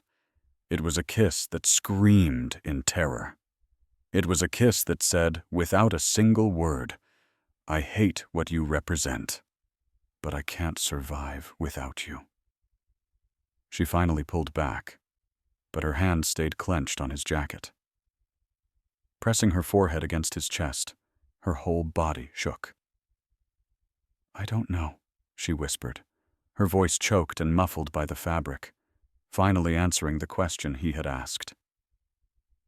I don't know anything for sure anymore, except that I refuse to lose you. Jace finally let go of the breath he hadn't even realized he was holding. He wrapped his arms around her, pulling her in tight, the sting on his cheek a faint reminder of her storm. A quiet signal suddenly shattered the peace. A dusty old data terminal in the hangar flickered to life, showing a map of the stars. What's that? Jace's voice was hoarse. Verea pulled back, drying her tears and instantly becoming the serious analyst again. It's a fleet-wide broadcast. It's on a top priority channel for the theocracy. The map zoomed in on a dark, purple planet. A cold, arrogant voice filled the hangar, dripping with righteous anger. It was Lasser. The Great Awakening is at hand. The path for the Godborn is clear. While the Council hesitates and heretics spread their poison, we take action. I am journeying to the cradle of truth, to Deva Prime, to awaken the divine titans. The galaxy will finally be purified. The liars will be turned to ash, and the true... Verea cut the transmission. She stood frozen, her face ghostly white. He's not just talking, she said, her voice completely empty of emotion. He's already there. He is going to wake them up. He's about to unleash an army of actual gods. Jace looked at her, then at the star map, and then down at the black sword he held. He's not a god, Jace growled, his voice low. He's just a crazy old man with a flashy light show. A crazy old man who's about to destroy the entire galaxy, she shot back, her voice sharp. It's us against a warfleet, Jace. We can't possibly win. We're not trying to win, he said, holding up the Tesseract edge. We're trying to stop him. Its low hum felt constant, ready. They have an entire fleet. We have this. They have a lie. We have the truth. He held out his other hand. And we have each other. She looked at his hand, then at his face, where the red mark from her hand was already starting to fade.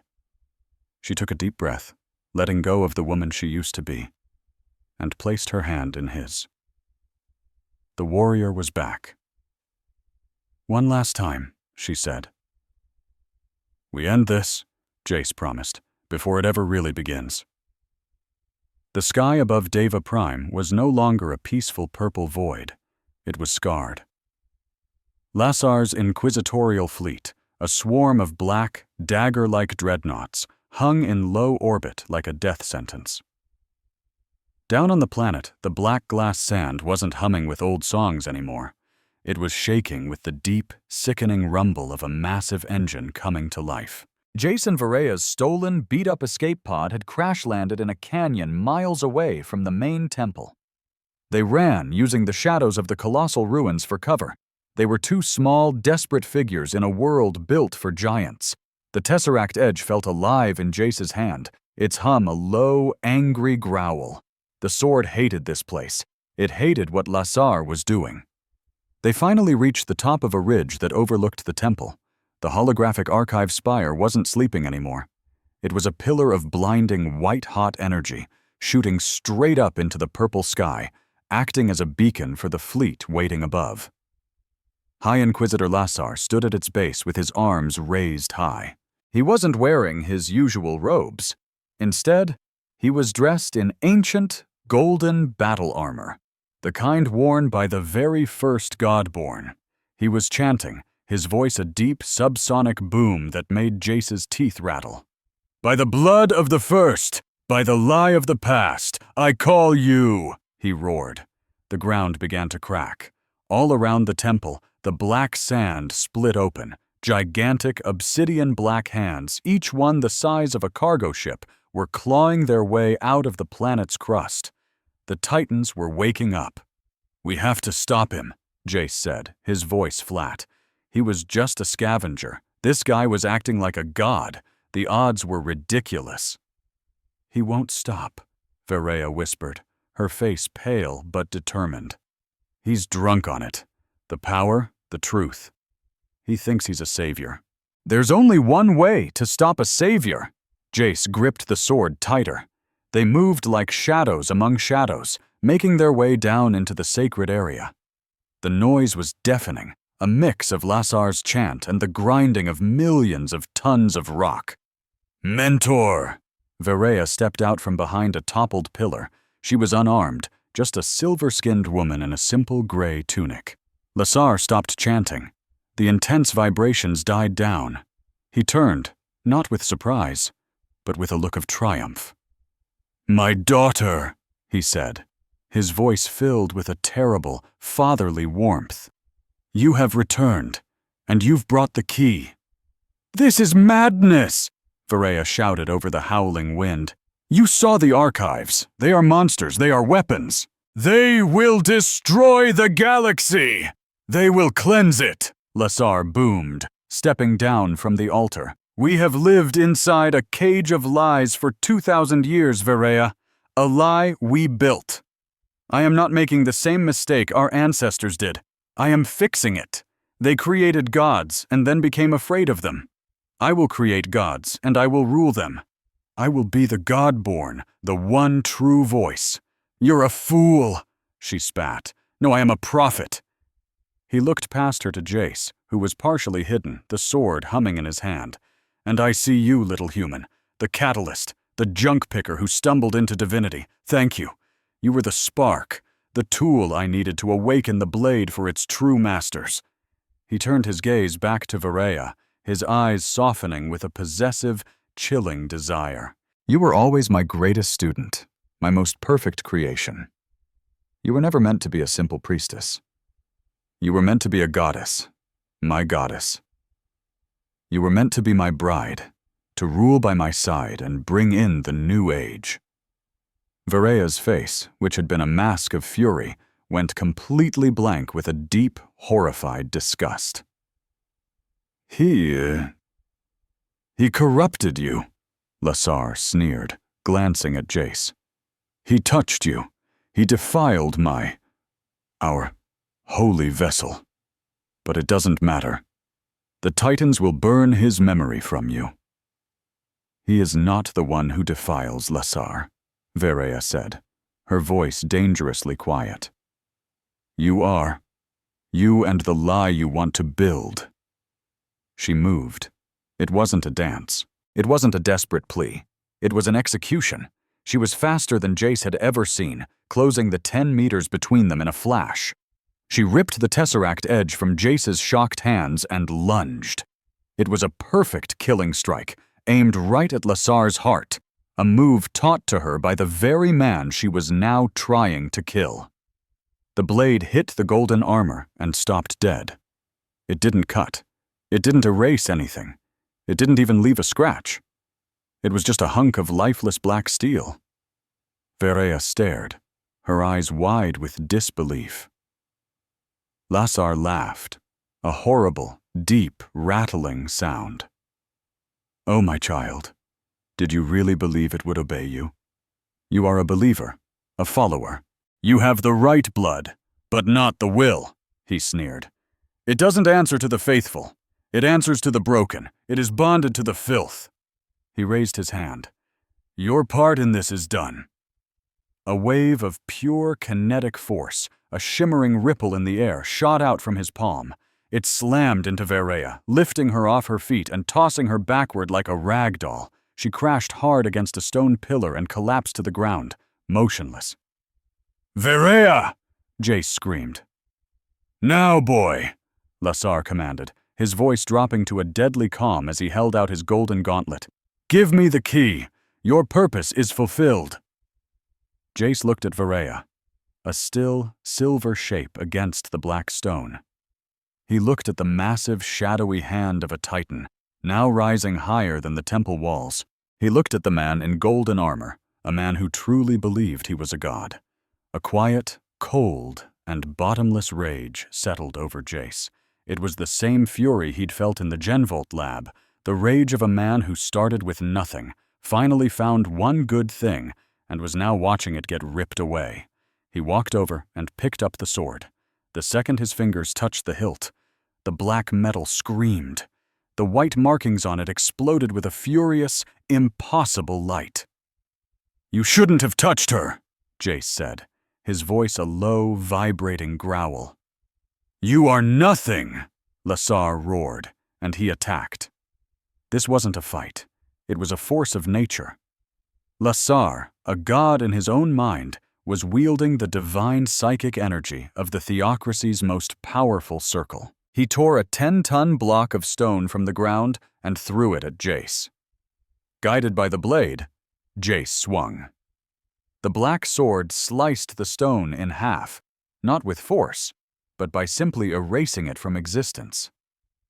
The stone was unmade. "Blasphemer!" Lasar hurled a bolt of raw kinetic energy. Jace met it with the sword. The black metal just drank the energy. The impact created a shockwave of purple light that shot across the sand, shattering the archive crystal. The blade hummed as if satisfied. "I am the Godborn!" Lasar shrieked, his composure finally cracking. He was afraid. The blade was literally eating his holy power. He moved like a golden blur, his hands crackling with energy. He was a master, a warrior with 1,000 years of training. Jace was just a scavenger, but Jace had the Tesseract edge. He wasn't really fighting, he was just reacting. The sword was a part of him now, an extension of his own will. Lasar's perfect, ancient techniques were met with clumsy, brutal, impossible blocks. Jace wasn't a swordsman. He was a walking paradox, and Lasar was trying to punch a hole in reality. Every single blow echoed with divine, impossible power. The purple sky cracked with ozone. The ground split open. The rising titans actually paused, as if they could sense a greater power at play. Lasar, screaming with pure, undiluted fanaticism, gathered every last bit of his will. He was the High Inquisitor. He was the voice of the gods. He would not be defeated by some human kid. "Be unmade!" he roared.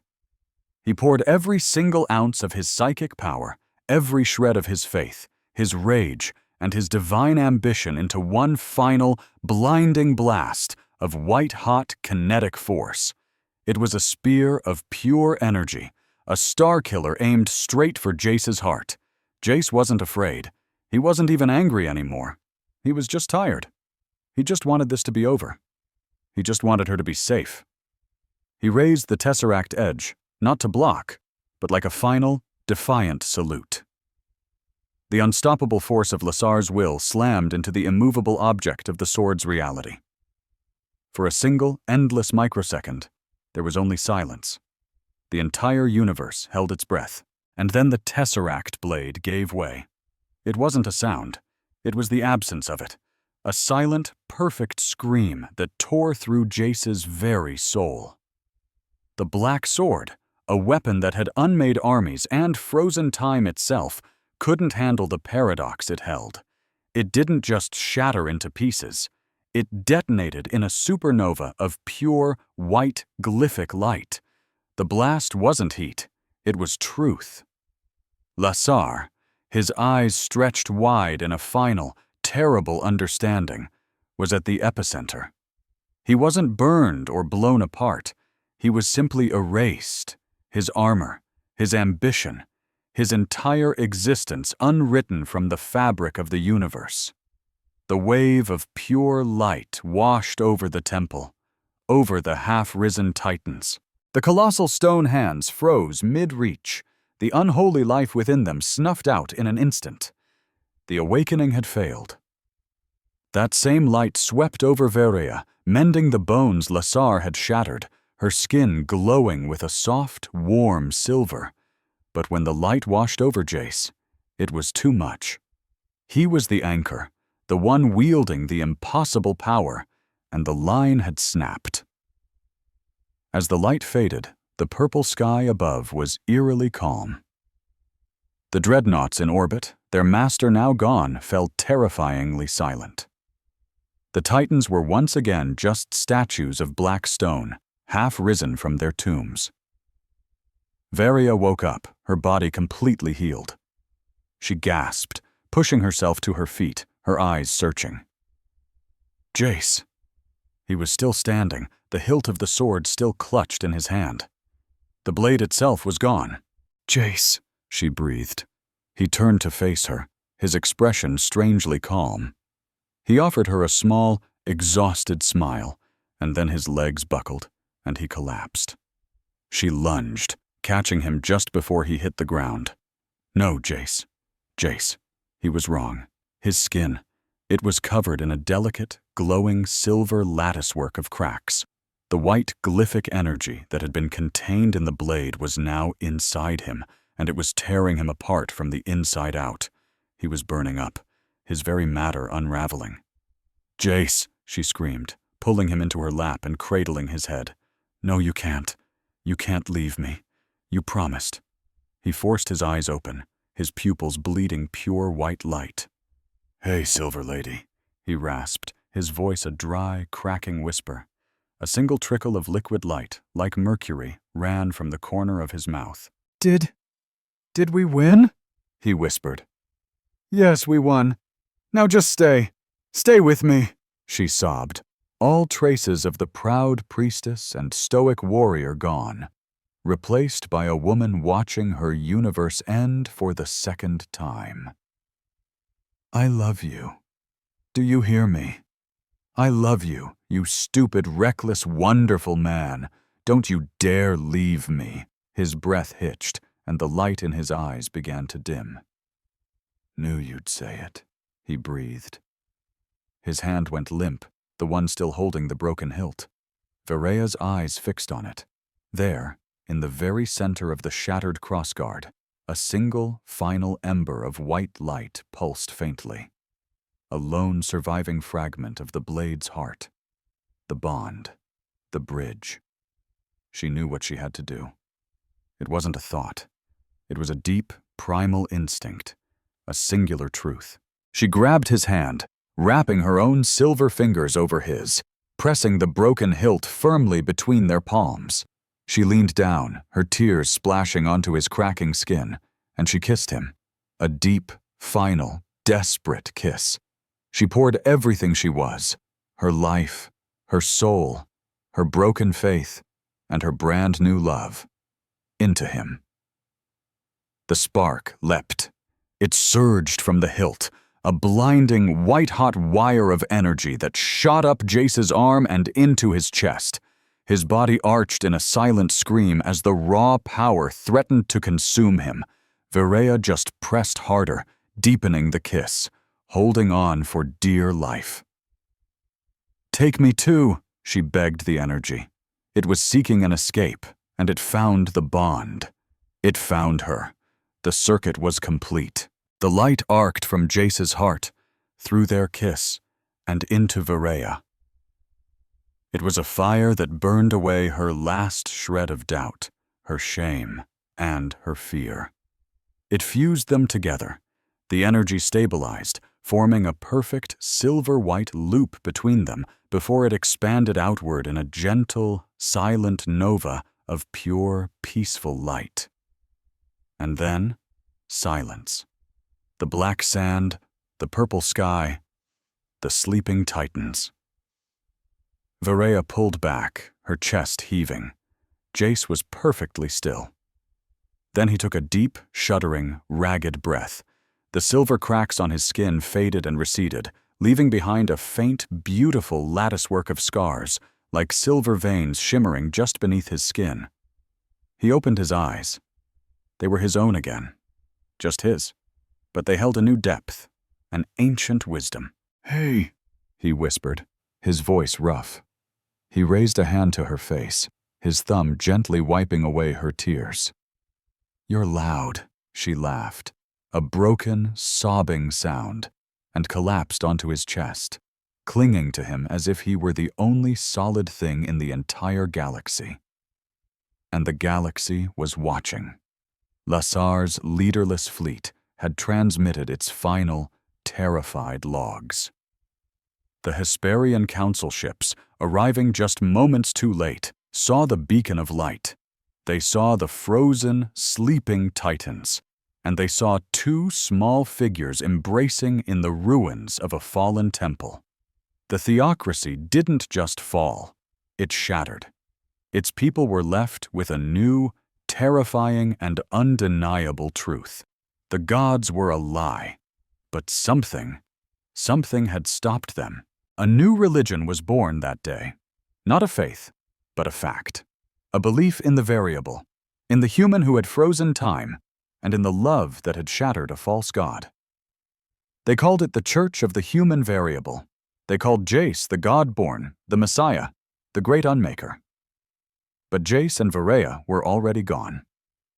The Hesperian Council, in its terror and confusion, had offered them anything: planets, titles, unimaginable power. They wanted to turn Jace into their weapon and Vareya into their new, sanitized priestess. Jace, his silver-scarred hands shoved deep in his pockets, just shook his head. "I'm not a messiah," he'd said. "I'm just a guy who bought a sword. Tell them to leave us alone." Vareya, dressed in a simple gray tunic, stood right beside him. "I am no longer Vareya Taltsen, Princess-elect. That woman died on Dava Prime. I am just Vareya." They used the chaos, leveraging their terrifying new political weight to demand only one thing: a small, fast, unchartable ship, and to be left alone. They vanished, making a single jump into a quadrant of the galaxy that no one had ever bothered to map. Years passed. On a quiet little world with a green sky and two small, gentle suns, a small house sat on a hill. It was made of wood. Jace stood on the porch, watching the double sunset. He wore a simple, worn t-shirt and cargo pants, and the faint silver scars on his arms and neck seemed to glow softly in the twilight. He looked completely at peace. The door creaked open, and Vareya came out holding two steaming cups. She was wearing one of his old faded t-shirts and some comfortable linen trousers. Her silver skin was warm in the evening light, and the sharp alien planes of her face had softened over years of smiling. She handed him a cup and leaned against his side, resting her head on his shoulder. He wrapped his arm around her. They fit together like they were made to. "Heard a broadcast on the old net," she said, her voice a low, comfortable murmur. The sharp alien cadence she once had long since melted into his own easy drawl. "The Church of the Variable is still looking for us. They think you're going to come back and, I don't know, freeze time again." Jace snorted and took a sip. "Let 'em look." "They're looking for a god," he said. "They won't find him here." She smiled, tilting her head back to look up at him. "It's almost our anniversary, you know." He raised an eyebrow. "Oh yeah? What are we celebrating? The day you tried to kill me? The day I blew up a cruiser? Or the day I almost died and you kissed me back to life?" She said, a teasing light dancing in her black, mercury-like eyes. "I was thinking of our yard sale wedding." He laughed, a deep, easy sound he'd never known before he met her. He bent his head and kissed her shoulder, just breathing her in. "I like that one. Happy anniversary, Silver Lady." "Happy anniversary, Jace." They stood there, quiet and together, watching the last of the suns dip below the green horizon. Inside the small house, sitting on a simple wooden mantel, was a single jagged shard of black metal. As the last light faded from the room, the fragment of the tesseract blade, the piece that had fused their hearts together, gave a single, soft and gentle pulse of warm, white light.